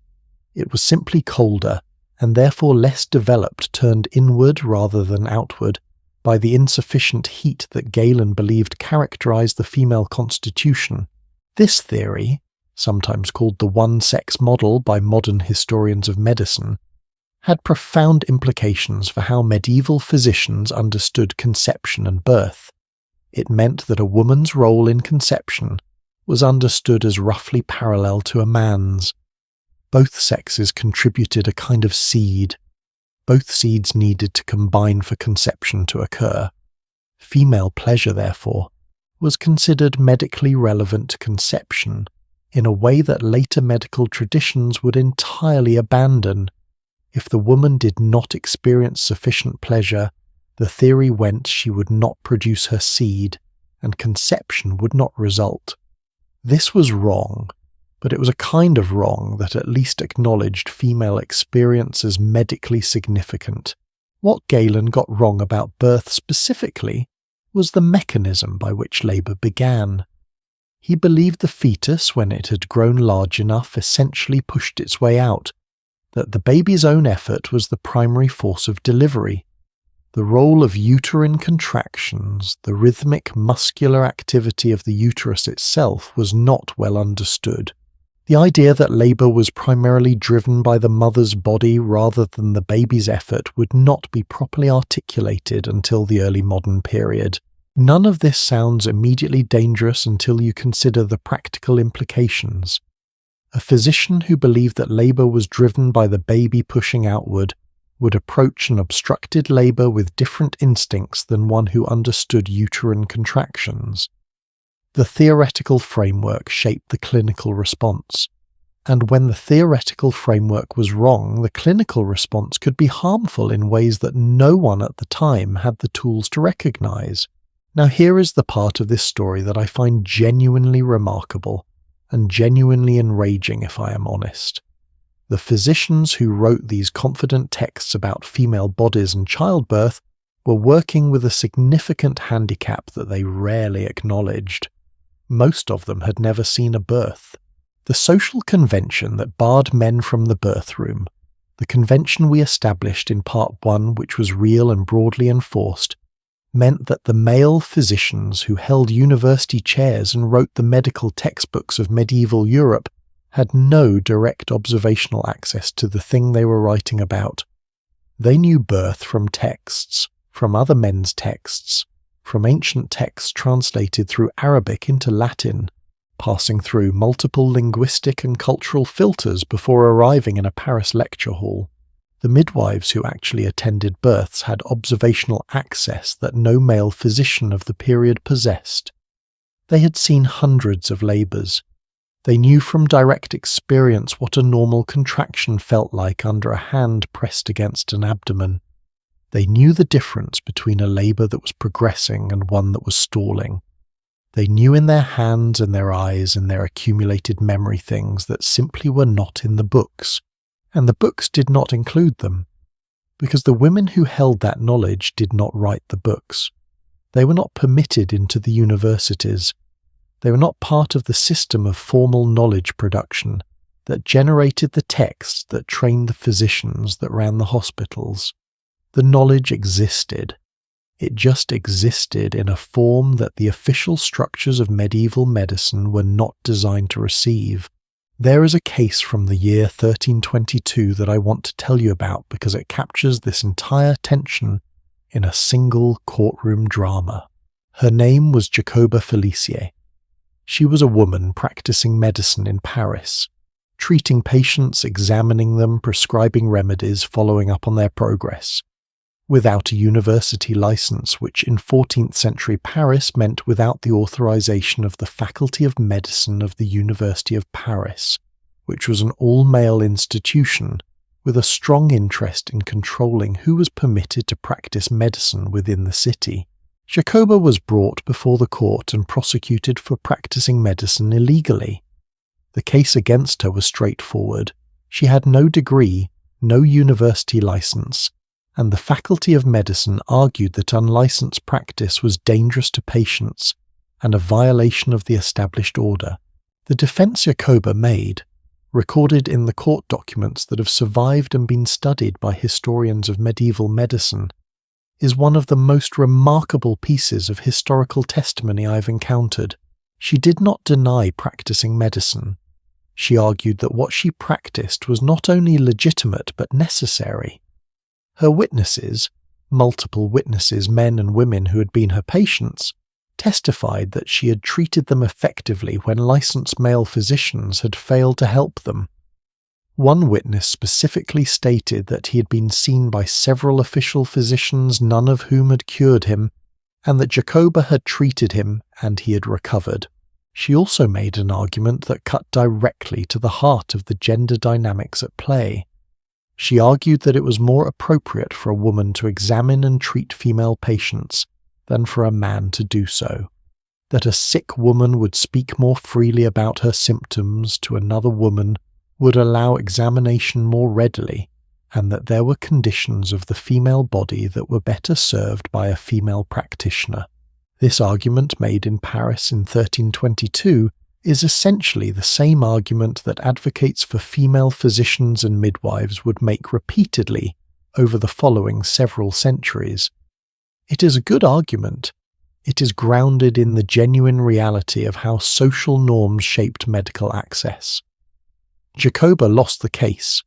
She was convicted and threatened with excommunication if she continued to practice.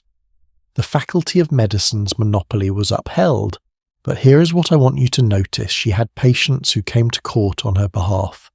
Multiple patients, people who'd been failed by the official system and helped by her. The knowledge was there. The practice was there. The community need was there. The only thing that shut it down was institutional power protecting its own boundaries. The question of the Trotula, the collection of women's medical texts that we first encountered in part 2 of this story, carries its own revealing history that speaks directly to the power struggle we are tracing. Historians of medieval medicine have spent considerable effort trying to determine whether Trotta, the woman to whom some of the Trotula texts are attributed, was a real historical person. The evidence suggests that yes, there was a real woman named Trotta practicing medicine in the southern Italian city of Salerno in the 12th century, and that some of the practical medical advice in the Trotula collection derives from her actual experience and knowledge. But here is what happened to her name over the following centuries. As the Trotula became more widely copied and distributed across Europe, something interesting occurred in the manuscript tradition. Some copyists attributed the text to a male author, to a physician named Trottus, a masculinized version of the name, or to other male authorities. Some manuscripts simply removed the attribution entirely. The gradual erasure and masculinization of a female author's name across the process of repeated copying reflects the same institutional logic that prosecuted Jacoba Felicie. Female knowledge was legitimate when it was absorbed into the male-authored tradition. It was threatening when it stood on its own under a woman's name.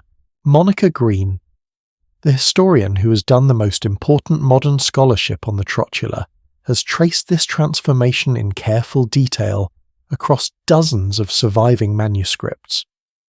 What she found is a picture of women's medical knowledge being progressively absorbed, renamed, and reauthored into a tradition that could then claim it as its own. The knowledge did not disappear, it was simply attributed differently. Let us talk about the fathers. Because in all of this, in the physicians and the power struggles and the university halls, it is easy to forget that the men waiting outside the birth room were not all professors and power brokers. Most of them were just husbands, anxious, helpless, waiting. What did medieval fathers actually feel and do during their wives' labours? The answer in the records that survive is surprisingly similar to what you might expect from any man in that situation across any period of history. They prayed. They went to church and made offerings. They paced. They sent for news. Some of them drank. A few wrote it down. A particularly vivid account survives in the letters and records associated with the Paston family, a prosperous English family whose extensive correspondence from the 15th century has become one of the richest sources for medieval English social history. John Paston, writing about the birth of a child, conveys a palpable anxiety through language that is guarded in the way that men of his era tended to be guarded about emotion in writing. But the care is there. The urgency to know that his wife was safe is there in the gaps between the formal sentences. Or consider the records of Louis IX of France. St. Louis, one of the most documented kings of the 13th century, who was known for his piety and his attentiveness to his family. Court records describe him praying at length during his wife's labours, making offerings to specific saints, and being visibly shaken when things were difficult. This was a man accustomed to commanding armies and dispensing justice across a kingdom. And in the hours when his wife was in labour, He was reduced to what every other man in that corridor was reduced to, waiting and hoping and having no useful thing to do. There is something humanizing about that. Power does not protect you from helplessness. It just means you pray in a better chapel. Now I want to tell you the most extraordinary story in this entire chapter of medical history. A story about a secret so carefully kept that it gave one English family a dominant position in European obstetrics for nearly a century. The Chamberlain family, a family of Huguenot surgeons who had fled France and settled in England in the late 16th century, were obstetricians. They attended difficult births. They were called in when ordinary midwives had been unable to resolve a complicated labour, and they had a tool that no one else had, the obstetric forceps. The forceps, curved metal instruments designed to be placed around the baby's head inside the birth canal and used to guide it out when the baby could not be born by natural effort alone, were invented by one of the Chamberlain men, most likely Peter Chamberlain the Elder, sometime around the year 1600. They worked. In the hands of someone trained in their use, they could resolve obstructed labours that would otherwise end in the death of the mother, the child, or both. They were a genuine advance, perhaps the most significant practical advance in obstetric care between the ancient period and the 19th century, and the Chamberlain family kept them secret for 3 generations. When a Chamberlain was called to attend a difficult birth, the family's instruments were brought in a locked box. The patient was blindfolded, or the box was opened only when the room had been cleared of everyone except the Chamberlain practitioner. The instruments were never displayed, never described, never shared with other practitioners. The family maintained their monopoly by controlling access to the one tool that could save lives in the most desperate situations. The secret eventually leaked. By the early 18th century, the forceps design was becoming known to other practitioners, and when the Chamberlain family's hidden stash of instruments was eventually discovered under floorboards of their home in Essex in the 19th century, it confirmed what the historical record had suggested: generations of carefully hidden tools, representing a monopoly on life-saving knowledge maintained at the expense of every other woman who might have been helped by it. I want to be careful here because this story sits at the edge of the medieval period we've been tracing rather than within it. But it belongs to this part of our story because it is the logical endpoint of everything we've been examining.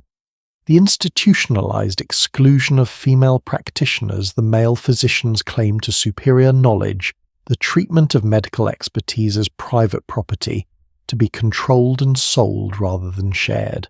The midwives who'd worked for centuries in the birth room, passing their knowledge freely from woman to woman, teacher to student, had no equivalent of the locked box. Their knowledge was communal. It was shared, it was accumulated, it was held in common.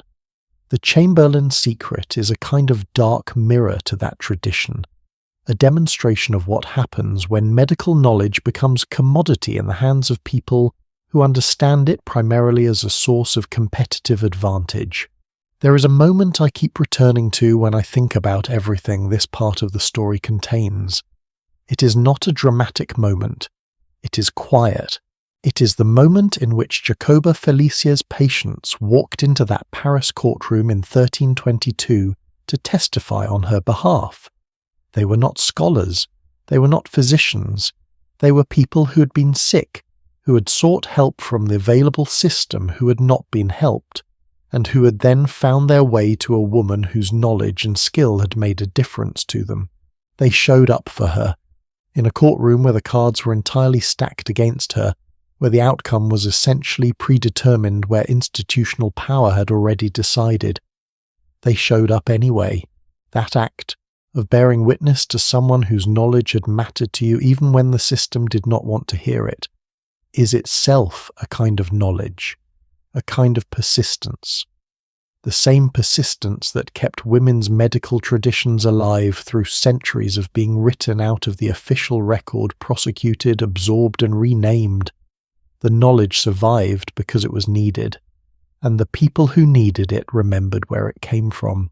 We have now traced the full arc of who controlled knowledge about birth in the medieval world, and how that control was contested, negotiated, stolen, and sometimes lost. From the midwife in her sealed room to the professor in his lecture hall to the surgeon with his locked box. But there is one part of the medieval birth story that we have not yet fully entered. The part that asks not what people knew, or did, or believed, but what all of it left behind. Because everything we've been following, the sealed rooms and the prayers, the herbs and the charms, the power struggles and the grief, and the extraordinary resilience of the women who kept showing up for one another across the centuries, all of it eventually became the foundation of something that we use every single day, often without any awareness of where it came from. The legacy of medieval birth. How the ordeal of those dark rooms and those impossible choices and those women with their knowledge and their hands, how all of that shaped the medicine and the culture and the understanding of the human body that we have inherited. That is where we're going next. And I think by the end of it you will see something that you did not expect to see. We've been travelling together for a long time now, through sealed rooms and smoky fires, through the hands of midwives who learned everything they knew without ever opening a textbook, through breech presentations and birth charms and the terrifying silence after a baby was born not breathing, through godparents and gossips, feasts, and the small graves outside the churchyard wall, through a queen's political labour and a peasant woman's single day of rest, through the locked box of the Chamberlain family and the Paris courtroom where Jacoba Felicier's patient stood up and said this woman helped us. We've travelled a long way to arrive at this final question. What did all of it leave behind? Not in the abstract sense, not in the vague, comfortable language of lessons from history, but specifically, concretely. What did those women in those dark rooms with their herbs and their hands and their prayers and their songs, what did they actually give us? The answer, it turns out, is more than most people realize. Start with something simple, something so ordinary that you probably encountered it in the last week without thinking about it at all. A midwife. In the United States today, certified nurse midwives attend approximately 10% of all births. In the United Kingdom, midwives are the primary birth attendants for the vast majority of normal healthy pregnancies. The obstetrician is called only when complications arise. In the Netherlands, roughly 30% of births happen at home attended by midwives, and the Netherlands consistently ranks among the safest countries in the world for childbirth outcomes. The modern midwife is trained, licensed, evidence-based, equipped with technology that her medieval predecessor could not have imagined. She operates within a healthcare system built on centuries of accumulated scientific knowledge. But she is, in the most fundamental sense of the role, the same figure who stood in the sealed room in the year 1250 and brought her hands and her knowledge and her steady voice to the most vulnerable moment of a woman's life. The title is the same, the core orientation is the same, and the recognition now well established in international obstetric research that continuous one-on-one support during labour improves outcomes for mothers and babies. That recognition is in its essence a scientific validation of what medieval communities knew from experience for centuries. The women who built and maintained the midwifery tradition, who passed their knowledge through generations of apprenticeship despite prosecution and marginalization, and the systematic efforts of institutions to discredit and replace them, they did not lose in the end. They are still here. Let me give you another specific lineage.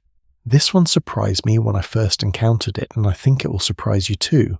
The upright birth position. Throughout this story we have mentioned that medieval women laboured upright, sitting on birthing stools, crouching, leaning, standing with support, because that was the position women and midwives had learned through generations of observation was most effective. Gravity helped. The mechanics were better. The mother had more control over her own body when she was not lying flat on her back. For much of the 19th and 20th centuries, the flat-on-back position became standard in hospital births, not because of evidence that it was better for the mother or the baby, but because it was more convenient for the physician managing the birth. It made the physician's work easier. The mother's experience was a secondary consideration. In the last several decades, obstetric research has systematically demonstrated that the upright position, the one medieval midwives used because they had seen it work, produces shorter labours, fewer complications and lower rates of medical intervention. Major health organisations, including the World Health Organization, now explicitly recommend that women in labour be allowed and encouraged to move freely and adopt positions of their own choosing rather than being confined to the bed. The medieval birthing stool has been rehabilitated by clinical evidence. 700 years after Agnes and her midwife found the right position in that small English town, the research finally caught up with the practice. I find that quietly wonderful. The story of maternal mortality is one that moves between then and now in ways that should give all of us pause. We know that somewhere between 1 and 2 women per 100 died in childbirth in the medieval period, and that across a lifetime of multiple pregnancies the cumulative risk was genuinely frightening. We know that childbed fever, the bacterial infection that killed so many women in the days after birth, was not understood or preventable until the late 19th century. We know that the instruments for managing emergencies were limited, often harmful, and sometimes kept secret by the families who owned them. And we know that today in countries with fully developed healthcare systems, maternal mortality in childbirth has been reduced to a fraction of what it was. In the United Kingdom, the maternal mortality rate is currently fewer than 10 deaths per 100,000 births. In Finland and Norway it is closer to 3. The difference between the medieval birthroom and a modern maternity ward is not simply a matter of drugs and instruments. It is a matter of accumulated knowledge, of everything that was learned, tested, argued over, sometimes deliberately suppressed, and then reclaimed across the intervening centuries. But here is the part that should not be left unexamined. That extraordinary progress is not distributed equally. In parts of the world where healthcare systems are inadequate, where women cannot access trained attendants, where the emergency capacity does not exist, women are still dying of the same causes that killed medieval women: hemorrhage, infection, obstructed labour. The causes are the same. The knowledge to prevent them exists.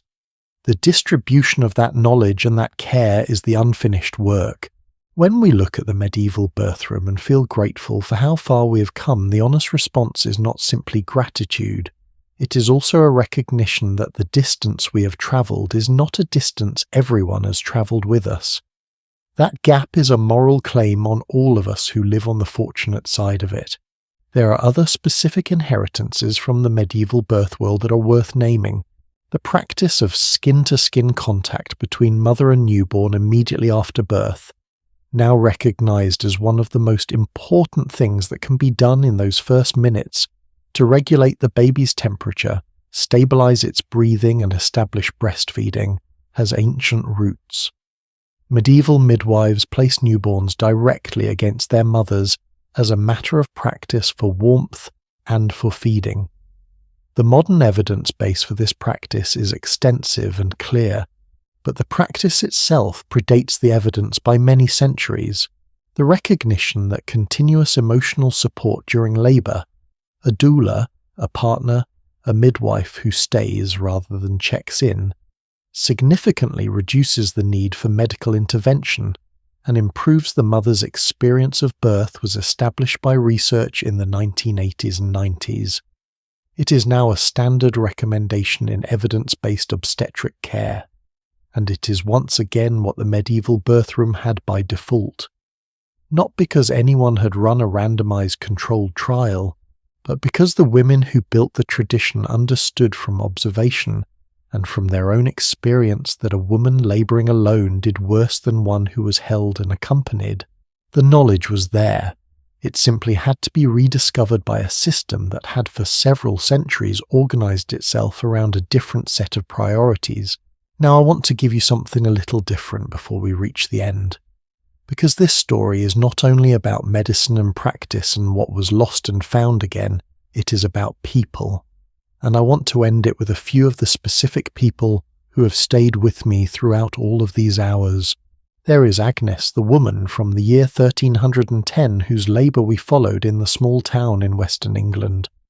We do not know her last name. We do not know whether her child survived. We do not know whether she herself was still alive a year later. But she was real. She was in that room on that night doing the same impossible thing that women have done in every generation. And somewhere in the soil of Western England, her descendants, if she had them, are still living, still carrying in their cells the fact of her survival. There is the nameless woman from the coroner's inquest whose death was recorded in 3 Latin words. She deserved more than 3 words.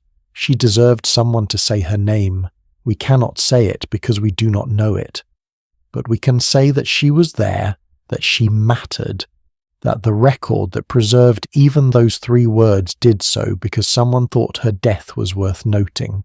There is Jacoba Felici standing in that Paris courtroom making her argument to judges who had already decided against her, and her patients walking in to speak for her. The testimony failed to save her practice, but it survived in the archives. It is still there. It is still saying this woman helped us. This knowledge was real. There is Margaret Beaufort, 13 years old, her body not yet ready for what was being asked of it, giving birth to a son who would end a civil war. She survived. He survived. She never stopped moving, never stopped building, never stopped using whatever power the world allowed her to claim. She founded colleges. She helped bring printing to England. She outlived almost everyone who had tried to diminish her, and she carried in her body for the rest of her long life the mark of what she'd been asked to do at 13. And there is the midwife whose name we never learn because she did not write the text, because she did not hold the university chair, because her knowledge was passed through hands rather than pages. She showed up, in the dark, in the cold, in the heat of that sealed room. She showed up, again and again and again. She brought what she knew, and she gave it completely to women she had delivered and women she had never met, to mothers who thanked her and mothers who never got the chance. She is in some ways the central figure of this entire story, and she's been for too long the one the history forgot to name. I want to leave you with a thought that has been sitting with me since I first started piecing this story together. There is a version of medieval birth history that is easy to tell. Darkness and ignorance and suffering and death. Women trapped by theology and superstition and the limitations of their era. A chapter of human experience best left behind, best understood simply as a contrast to the progress that followed. That version is not wrong exactly. The suffering was real. The limitations were real. The deaths were real, but it is incomplete. The more complete version is this: inside all of that darkness, there was an extraordinary tradition of women caring for each other with everything they had. There was knowledge, real sophisticated practiced knowledge, being transmitted across generations through means that the official record was not designed to preserve. There was resilience on a scale that is genuinely difficult to comprehend. There was love expressed in forms that our era does not always recognize as love. In the washed linen, in the herbs prepared before dawn, in the song sung to a labouring woman in the middle of the night, in the steady hand that said, "Without words, I am here, you're not alone, we will get through this." That tradition is not entirely gone. It lives in every midwife who stays through the night, in every doula who holds a hand, in every nurse who understands that what a woman needs in her most vulnerable moment is not only clinical expertise but human presence, in every piece of evidence-based research that rediscovers what centuries of women already knew. The women of the medieval birth room did not have everything they needed, but they gave everything they had. And some of what they gave we are still living on. If you have been with me all the way through this journey, through all these hours, all these rooms, all these lives, then I want to say something before we part tonight. Thank you. Not in the quick automated way that gets said at the end of things, but genuinely. Because the history we covered together is not light history. It asked something of you.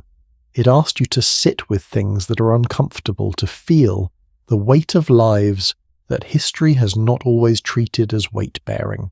And you stayed. If this story moved you, if something in it surprised you or taught you something you did not know or made you think about something in a new way, would you leave a comment below and tell me what it was? Those comments are not just engagement metrics to me. They are how I know which parts of history are landing, which stories deserve more telling, which details are staying with people past the end of the video. And if you have not subscribed yet, please do. Each new story takes weeks of research and writing, and knowing that you are there waiting for it makes every one of those weeks worthwhile. The next story is already waiting, and I genuinely think, that it might be one of the best things I have brought to this channel yet. Sleep well tonight. You have earned it.